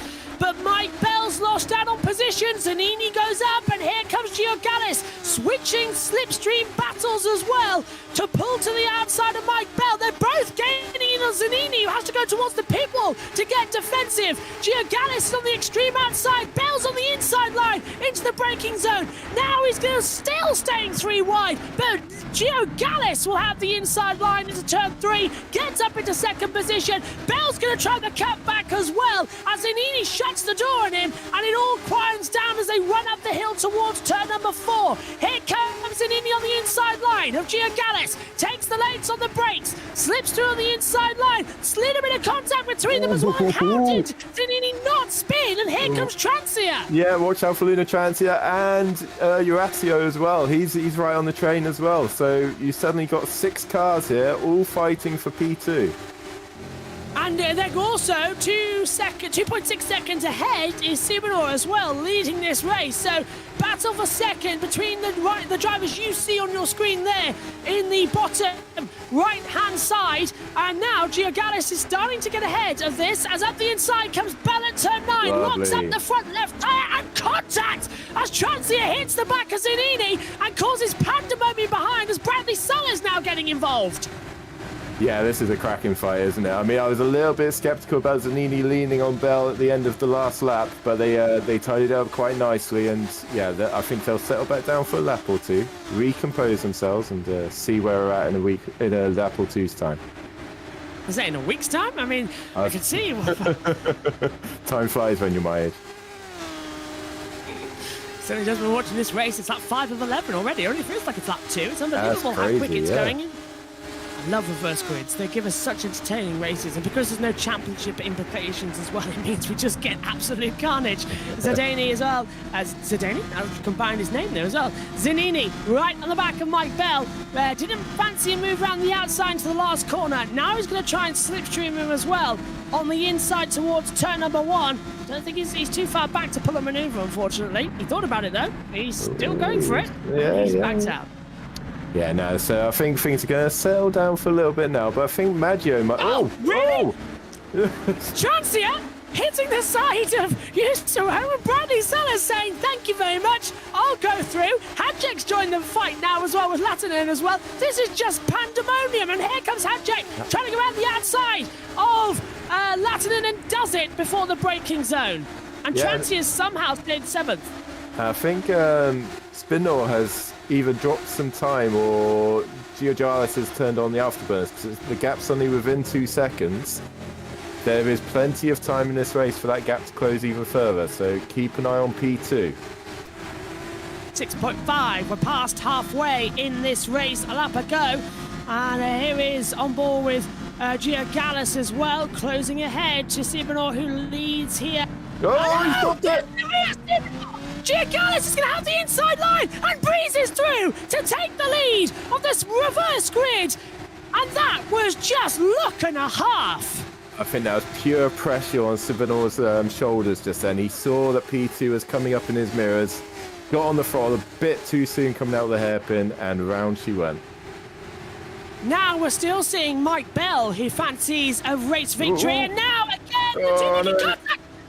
And off the track goes Hadjek, and coming back on in his way comes Latinen as well. He'll breeze through. McNaughton's back in the fight now. This is all the battle over 4th position, remember, as Maggio slips up the inside of Petras, who's going to come back at him at awesome speed. And now the steel drama coming into the hairpin as Hadjek's trying to have a go on the inside of Latinen as well. Nothing between them as they come down the straight. And Maggio under pressure from Petras, who's breezed round the outside into the final hairpin.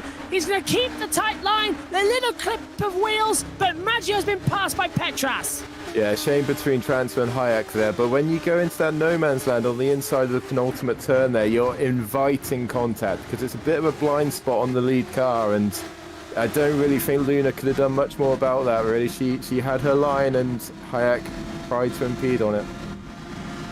Joshua Dexter saying, let's go, Latin in the flying fin. Bradley Sellers trying to go around the outside of Yusuro as well, and makes a little mistake, gets a better exit. Yusuro goes over the gravel and grass area, and Bradley's trying to go around the outside, not going to get enough traction, settles in. No, I need a bit more overlap than that. Leaving a wheel on the inside, on the outside there, just invites a collision as it switches back over, so that was a good call from Sellers there. Right, Mike Bell on the back there of Sibonor. Now we're looking at Hadjek as well. closing in. Oh, yellow was briefly out. We've stayed green though, and that's why. Look for the head as well. Transia Latinen in a battle. 3 wide, the braking zone. Usaro's got Bradley Summers coming through. Zanini's dropped further back. Bradley's up to 4th position. Usaro to 5th, and there's more drama as well. Yeah, because that's Hadjek, Latinen, McNaughton coming through. Oh, around! Oh no! Usaro spins it at turn 11 and now jumps all the way down to 10th position. That's put Bradley Sellers 4th, Zanini in 5th, Transi now still in 5th position but is under pressure from Hadjek. And here comes as well Latinen, McLaughlin as well coming in. McNaughton, sorry. I'm so glad you can keep up with this, Joshua, because this is frantic, isn't it? This is incredible, just how much action a single lap can provide. And Mike Bell's up the inside of Siebenor to take 2nd position and now could set off after Giorgalis, who's 1.3 seconds up the field. And there's still drama coming further back out the last corner as Hadjek coming through as well. He's the middle of the car we're following, under pressure as well. He's attacking now Transia. Transia's the first purple car in the mix. Hadjek pulls to the outside line, coming across the defender Zanini, and going too deep is Transia. Hadjek's forced to the outside line. That becomes the inside for turn 2. There's contact between the two, and they both go off. Both losing positions, and through went McNaughton. And now Hadjek trying to go around the outside, still making contact. Transia's going to have the inside line up towards turn number 4. In the little bit of the late braking zone. Oh, no! That's not good. That's not good. That's not good. You'd be forgiven thinking they're teammates, but that was not good at all. Hadjek getting into the side of Transi, and Transi going round and outside the top 10. And it's given a bit of a release for Zanini, who was already being mugged by Sellers a couple of laps ago, and now bringing your man of the race for a top pick, McNaughton, back into positions to fight. Yeah, and I think, I don't know if Hayek was just a little bit bored of the quiet race he had in P2 last race, but he's been in the thick of the action this race, hasn't he? My gosh. But yeah, McNaughton, I think looking at the gaps now, maybe top 5 is potentially on, but I think it's one of the top 2 for the win now. I think Bell is closing the gap nicely. Yep, with falling, as you say, it will be the Bell of Giorgalis is off into the bubble. Zanini runs out of luck, unfortunately, comes back on the track, just out of the way of everybody, but that's now put Latinen up to 5th. McNaughton now back into his starting position of 6th that he started both these races at. So that means he's qualified, started, raced 2, and still 6th, which I think is impressive to hold your position. Yep, Mike Bell's now within a second of the leader, so this could develop in the last couple of laps here. Yeah, he gained 3/10 on that last lap alone, as that graphic is showing us as well at the bottom of the screen. So now, can Bell come through? Don't forget on social media, hashtag GPVWC and hashtag AS for the Academy Series as well. And now we come through. Don't forget also to subscribe to the channel, because there's loads of different content coming across different forms of racing series here on our Factor 2 service, and it's absolutely fantastic to have it as well. We've also got several other series coming as well with it all. Now this is Petras coming in 13th position with Maggio just ahead of him. Smith's, and Transi's out of the race, into the pit lane and out of the race. Yeah. So that's a big disappointment for Luna Transia. Yeah, she must have got damaged from that collision with Hayek, unfortunately, and yeah, if it's not safe to continue, then sometimes discretion's the better part of valor. Oh, McNaughton. Oh, and going wide, that's it. Oh, well, that was a rare mistake coming through the back half of the track. Yeah, no, he's obviously pushing. I think he can see that P5 is just down the road, and but I think Latinen's got a bit of pace to him himself, so it's not going to be an easy task. Coming into the last couple of laps then already of this race. Been absolutely epic. Race 1 delivered us with a close battle with numerous cars side by side. Race 2 has been a nuclear bomb going off. Everything has just been exploding through the field. It's been absolutely fantastic, and it's still not done, because here comes Bell closing in Giorgalis for the race win here, and he is hunting him down, and this is where people are going to be paying attention, Lee, to see how these two drivers deal both with A, pressure, and B, power. Yep, Mike Bell's very experienced, so I think he'll be aware that he's still got 2 laps here, and he doesn't need to make any rash moves at the moment. He's got a little bit of time to just park it in the mirrors. Let's see what Giordalis is made of, sort of thing.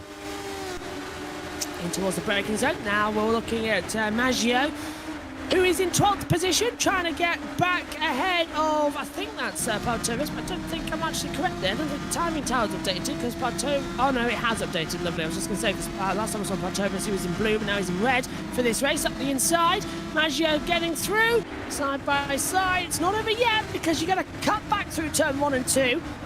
And yep, he's got him by a country mile. Maggio goes up to 11th position, but I think that'll be his last position for the race, because as well, we see Carolula as well up too far ahead by 2 seconds exactly.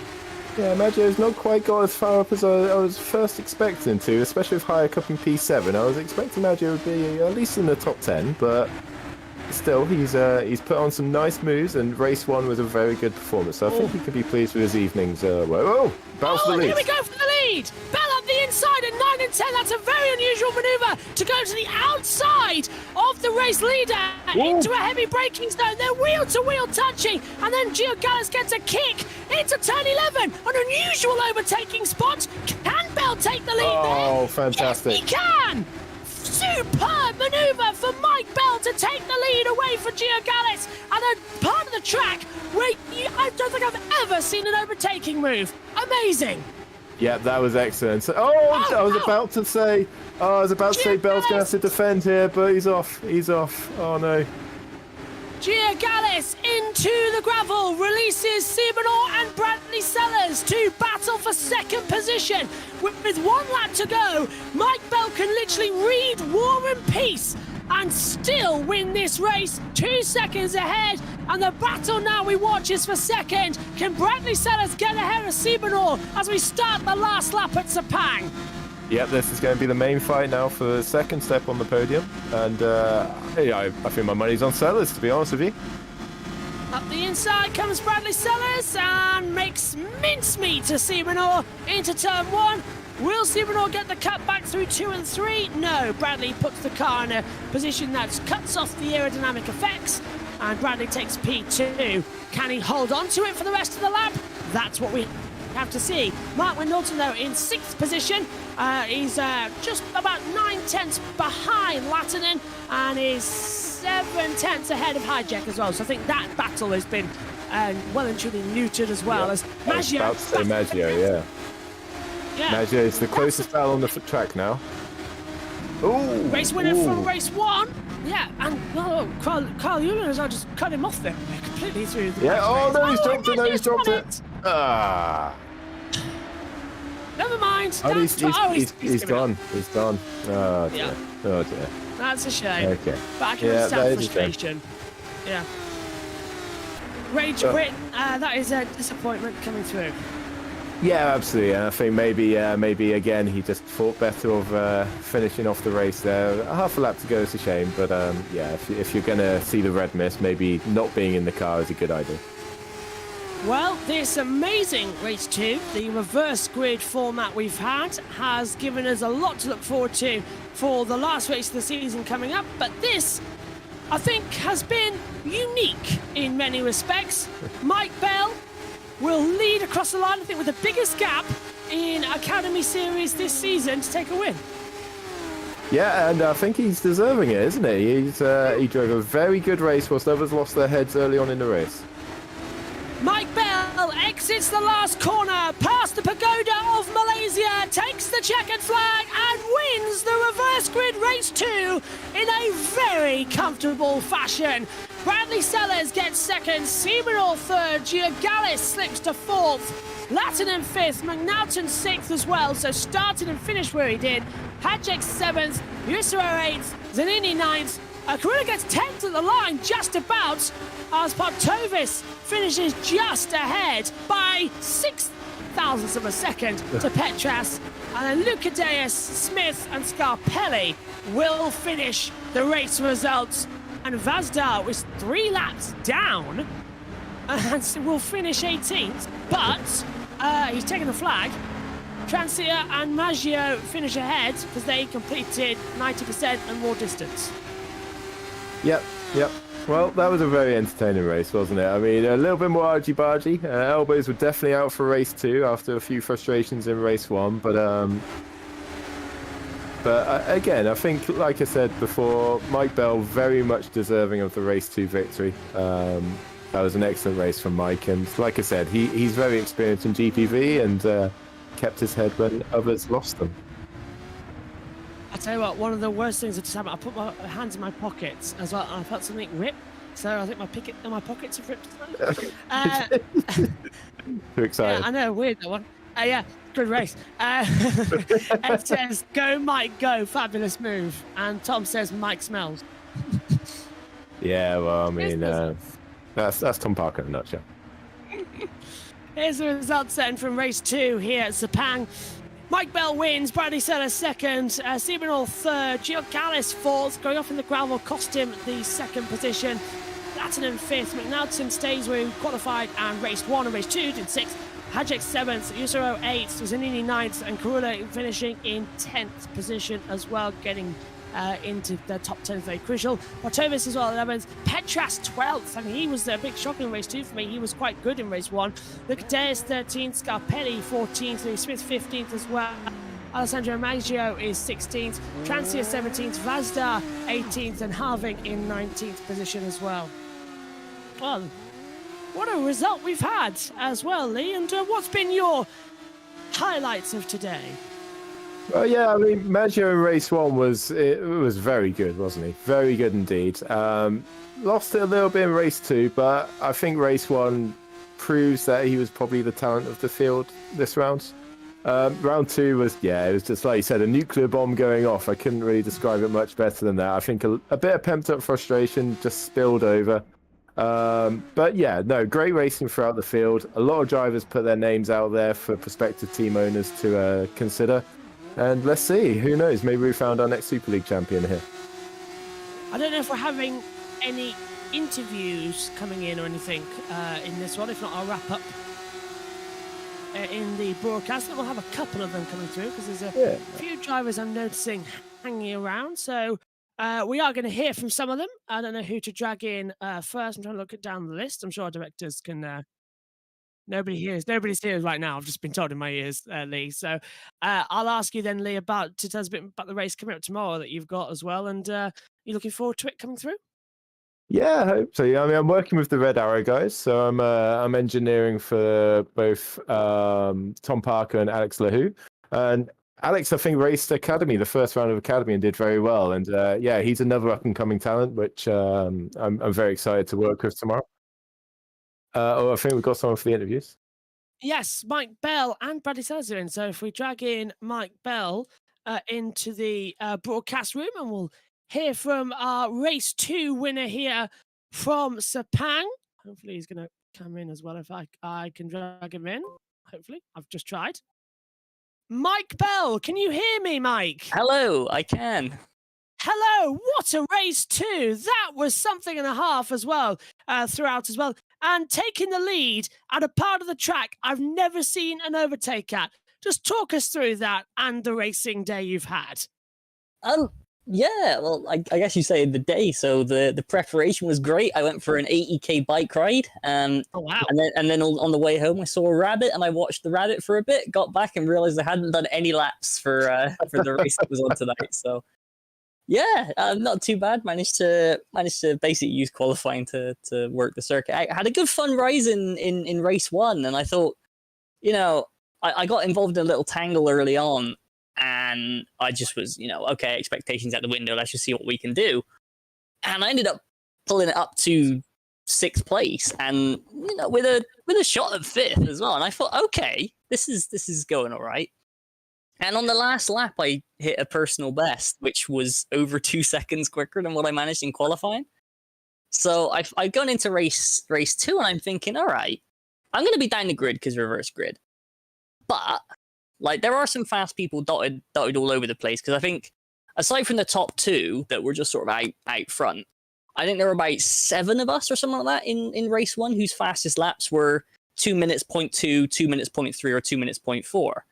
So you see that sort of pace and you think, okay, this is going to be an absolute slobber knocker, right?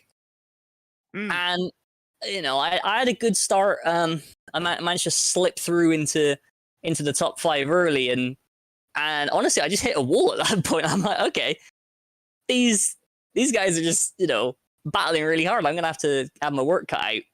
And I managed to pick my way through, and I was attacking Davide, and I thought, okay, this is gonna be a good one. We had a really good battle at Valencia, and this track lends itself to racing a bit more than Valencia. So I was like, okay, this will be fun. And we had an absolute slugfest, but then the guy in the lead just sort of ran away. I'm thinking, uh-oh, that's game. Then he made a mistake, and I think George had gotten past in a bit of a cool 3-wide moment into the final corner, and was just chasing him down after that. And then he took the lead, and I noticed I was taking little chunks, couple tenths here and there, and then he made a mistake, and I just thought, well, I've got to go for it, right? Absolutely, yeah. I got no stake in this race at all. I'm unable to race in FS2 due to scheduling conflicts, so I'm not aiming for the academy team or whatever. So I'm just purely here to race and have fun. And I thought, I gotta try it around the outside, right? Yeah. And he fought back, and I'm just there thinking, okay, I've got the inside for like the next 2 corners, but I need to get it done then, or else I'm in a bit of trouble. And then the second I got through, I think he made a mistake or something. I just had a big gap behind, so I just thought, okay, I'm just going to roll this to the end, because I've never had a career ladder win at GPV before. I was just about to say, Tom's just mentioned this is your first win. It's my first career ladder win. I've had a few in the independent series, so 2013 I won one, 2014 I won twice, but I haven't had a win in GPV at all since 2019. So wow, we're coming up to the line, and it's like, okay, this is actually, as long as I don't make a complete fool of myself in the last corner, this is going to be my first win at GPV in like 4 years. So I'm like, okay, no pressure. This is cool. So then I broke really early. And, I know how bad it was, because Brad told me on the last lap. He's like, hey, I gained 1.4 seconds on you. Then I was like, yes. We were seeing how careful you were on the last lap there as well, and we were a bit worried that we were I would never live it down, to be honest. There's enough people. I mean, I'm sure you guys were keeping a loose eye on the Academy Series chat, or you'll go back to it. And the amount of people that would roast me forever if I managed to biff that up at the end, it's like, no, I'm not going to risk it. Oh, Mike, absolute congratulations to me for that one then. Race 2 was absolutely fantastic to watch, and that move, I think, is going to get clipped ASAP by many people. You won yourself, of course. That'd be very, very cool if it did. I mean, I'm going to have to go and watch it back on the broadcast, because I'm running on such a potato PC. I don't actually have replays enabled, so I can't go back and look at it on my own end. So I need to go download the server replays and have a little look-see later on. But yeah, no, it felt like a good one, and certainly from the people that have shot me messages, it sounded like a really good broadcast. So it was a really, really entertaining race, Mike, and fully deserved. You did really well in both races. Your fights in race 1 with Luna were very good at the start of the race. Oh, that was just a battle in the art of the dive bomb. I mean, like, I've never had a race with someone where every single move has been from stupid far back, stupid late on the brakes, and it all just worked. Like, ordinarily, you get 2 people that do that to each other, they're just going to end up off the track in a cloud of smoke and body parts. And it was just working. And I'm like, yeah, fair dues. We had a good little battle at Australia a couple of weeks ago. So obviously now this is someone who I'm like, okay, I can trust this person, and we can just go absolute ham again. So yeah, it was very enjoyable. Excellent. Oh, well, a fantastic day, Mike, and I'll let you go now as well. So congratulations on the race 2 win as well, and absolutely thoroughly deserved as well. And you mentioned as well Bradley, and Bradley says is with us now in the commentary box as well as Alessandro Maggio as well is here. But Bradley, just coming to you as well. Nice to speak with you again as well, not in ERC Formula E this time, in GPVWC. Second in that second race then as well, but it was a hard-fought race, a lot of contact out there. How did you find it? Yeah, I actually really enjoyed it. the racing is close and it keeps it interesting.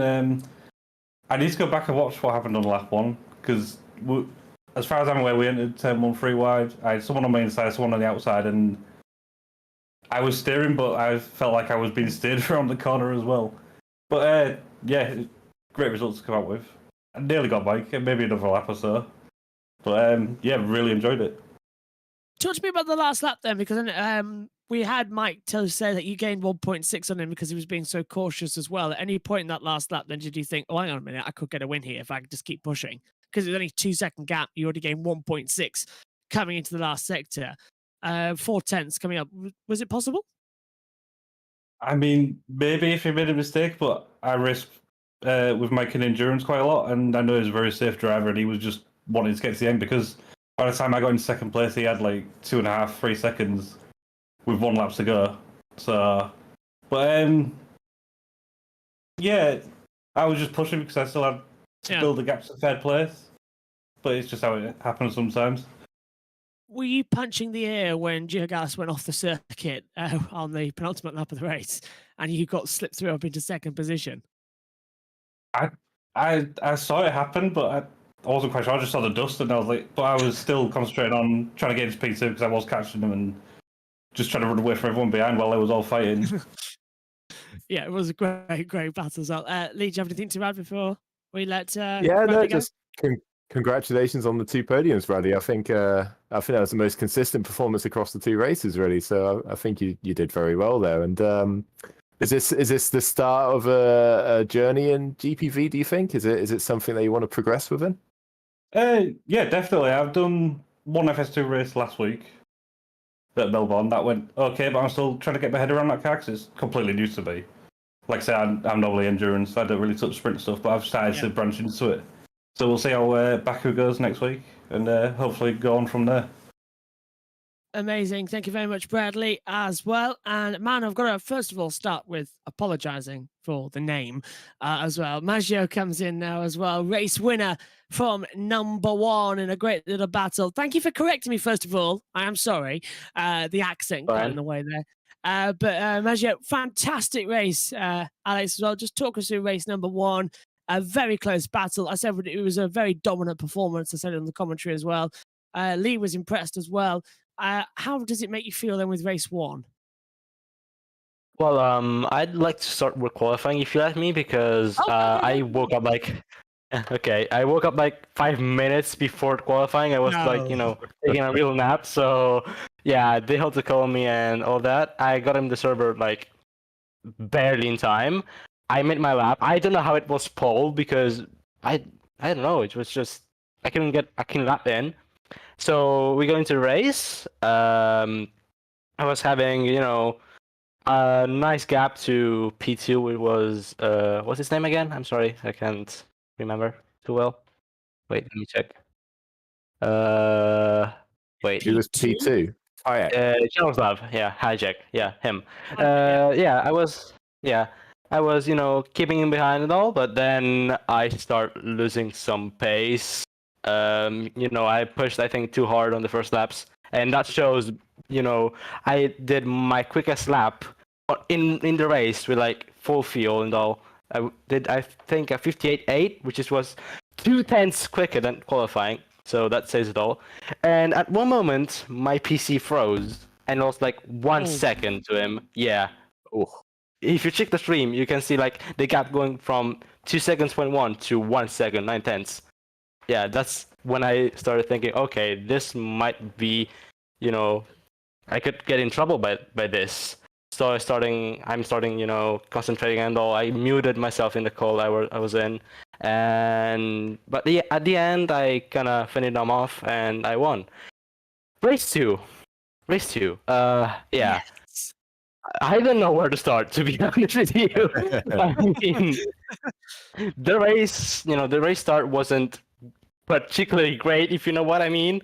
We went 3 wide into turn 1. I was on the inside. Bradley, I think, was the one on the outside, and he kind of squeezed a little bit. Hijack, which was in the middle, and that meant he kind of pushed. He got pushed by me, and he punted Bradley, who spun into me, and I spun into Latinen, and yeah, basically that was race over because my car was basically all damaged from the front to the rear, all blue, and that was pain to drive, just a pain to drive. And yeah, at the end it was like, I think it was the last lap when I said, you know what, I'm not gonna finish this. I just wanna, park it and go away because, yeah, that's it basically. Yeah, no, I think that's a good sign of maturity. Like I was saying on the broadcast, if the red mist is descending, sometimes it's better just to park the car and get a deep breath in, you sort of thing. Yeah. But I just want to quickly throw back to race 1. Your defense of Hayek on the last lap, where going into turn 1, that was excellent. Like you got your car in that perfect spot just to fend him off on the apex. And how did you feel when you managed to hold him back like that? Well, to be honest, I think it was kind of cheeky, if you know what I mean, because I parked it on the apex, and that's very frustrating for a driver who's trying to overtake you. But I guess I'm happy with how it ended up. Not too much contact at the end, so yeah, I felt really good. Yeah, no, I think you should be very proud of your race 1. I thought you drove an excellent race and showed both pace and defensive capabilities. So yeah, very impressed. Thank you. Mega job for the you set there, Maggio, as well. Sorry for getting your name wrong. Thank you for correcting me. That's fine. That's fine. And coming in as well, another name I hope I don't butcher, so I'm going to take Lee on this one, as Lee knows the drivers more, to introduce our next guest on the show. I'm going to guess it's Lanor Spinor? Not sure. He needs to unmute his mic, though. Ah, right. We have been left with them hanging around for a while. Oh, here we have. Yeah. Don't know if they're there Gone yet. for a quick debrief, shall we say? Possibly, yes. We might have to wrap up then. Yeah. As I'll try one more time. Oh, here we go. Here we go. Oh, hello. Hello. Hello. Is it? Go on, Lee. Is it Lanor Spinor? Is that how we pronounce your name? Yeah, it's Spinor. Spinor. There we go. thank You were pronouncing it right as well, Josh. You were doing a good job. Very much blind. Anyway, what a race. Some dicey battles you had out there today as well. You involved a lot in the mid-pack racing as well. Qualifying was good. Race 1 was good. Race 2 was excellent. What did you make of it out there today? I mean, it was my debut, so I didn't really expect much of it, but I was very happy with how race 2 went. I mean, race 1 went a bit okay. I finished P12, so I was happy with it. And then race 2, I was very surprised because I wasn't expecting to be on the podium. Yeah, I mean, P3 as well was absolutely fantastic as well. You were in a battle with Bradley as well, going into the last couple of stages. Did you enjoy that battle, especially after we saw Giagas's fly off the circuit in the penultimate lap? So P3 was assured. Did you think P2 could happen, or were you happy with the podium in your debut? Congratulations, by the way, great debut. Yeah, thank you. Now, to be honest, I was thinking about the podium the whole time. I didn't really want to throw it away in the final lap after that amazing performance, so I just let him through and I let him keep P2. Absolutely, as well. And I think with it being a debut and that type of performance, Lee, I think you might need to talk to some people to get some more drives coming our way, because I think tonight's Academy Series has been absolutely epic. Yeah, as I mentioned on the broadcast, lots of names here that have really put themselves into the shop window, and I think a lot of people could be very happy with their performances, and I'm sure there'll be team managers up and down the grid that will be very much looking into bringing them in for a race or two. You say this is your debut race in GPVWC. Do you have much sim racing experience beyond GPV? No, to be honest, not really. I just do a couple of casual games like F1. So yeah. So this is your first foray into competitive racing as such? Yes. Very good indeed. Yeah.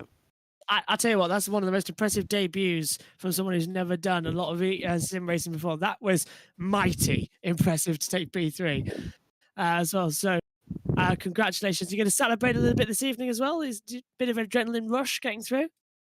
Absolutely, man. Love it. Love it. Thank you very much on the broadcast as well. No one else is waiting in the interview room as well. So I think we'll wrap up coming forward. And Lee, you're in a better position to tell the lovely people exactly what's coming up here on GPVWC across the next coming weeks. Yeah, so tomorrow we've got the Super Lights race, which is the second tier of GPV racing. So it's a Formula One spec car with a slightly less race distance than on Super Light. I got mixed up. Super Lights tomorrow. Yeah. Super League, though, our flagship series is on Thursday, and that's where we do full F1 spec races, active R&D. So all the cars have different methodologies and different upgrade paths to different characteristics, how they set the cars up, their strengths and weaknesses, massive variations up and down the grid. That's where my team race, Epic Racing, the cars in yellow. If you want to give them a cheer, you're more than welcome. And then back on in terms of Academy, we've actually just had 3 more races announced. So we've got the next race. You thought tonight's race was a humdinger. We've got the Red Bull Ring in 2 weeks' time. Yes. And that lends itself to racing good and proper. I mean, dive bombs, hello. And then over into May, we're going to Dubai. So we're going to the Dubai Autodrome. And then we've also got a classic track in the Nürburgring in the middle of May for the German round of Academy Series. So a really wide-ranging calendar being put forward for Academy here. And as always, completely free to enter. Open to all levels, all experiences, as you've just heard, and more than welcome to come along, put your hand out and see what you got. Thank you, Lee. And as well, I'm very much looking forward to more Academy racing as well. Hopefully Ed Hunter's back with us in 2 weeks' time as well, unless he's still on holiday. Whoever gave him permission, I think we need to have a word with them. But either way, it's been absolutely fantastic, to be back in the commentary box as well after I've been away for the last 2 races. Thank you very much, COVID. And it's been great talking with you again, Lee, today as well. A pleasure to have you in the comment box. Have you enjoyed another commentary debut? I'm looking like you're here in the commentary box. Don't know what I'm doing. I have. No, it's been an excellent evening's entertainment, and thank you for having me. I think Ed will be back for the next round, but it's been an absolute pleasure being here. And if you ever need me again for a quick substitution, then I'm more than willing. We're going to drag you in every time now you said that. Okay, thank you, everybody, very much for watching tonight's race here for the Academy Series. 2 epic races as well for Academy. Certainly, the drivers have put their names on the boards as well for everybody watching. I think race 2 was definitely my personal favourite. From us all here, have a very good evening. We'll see you next time. Bye-bye.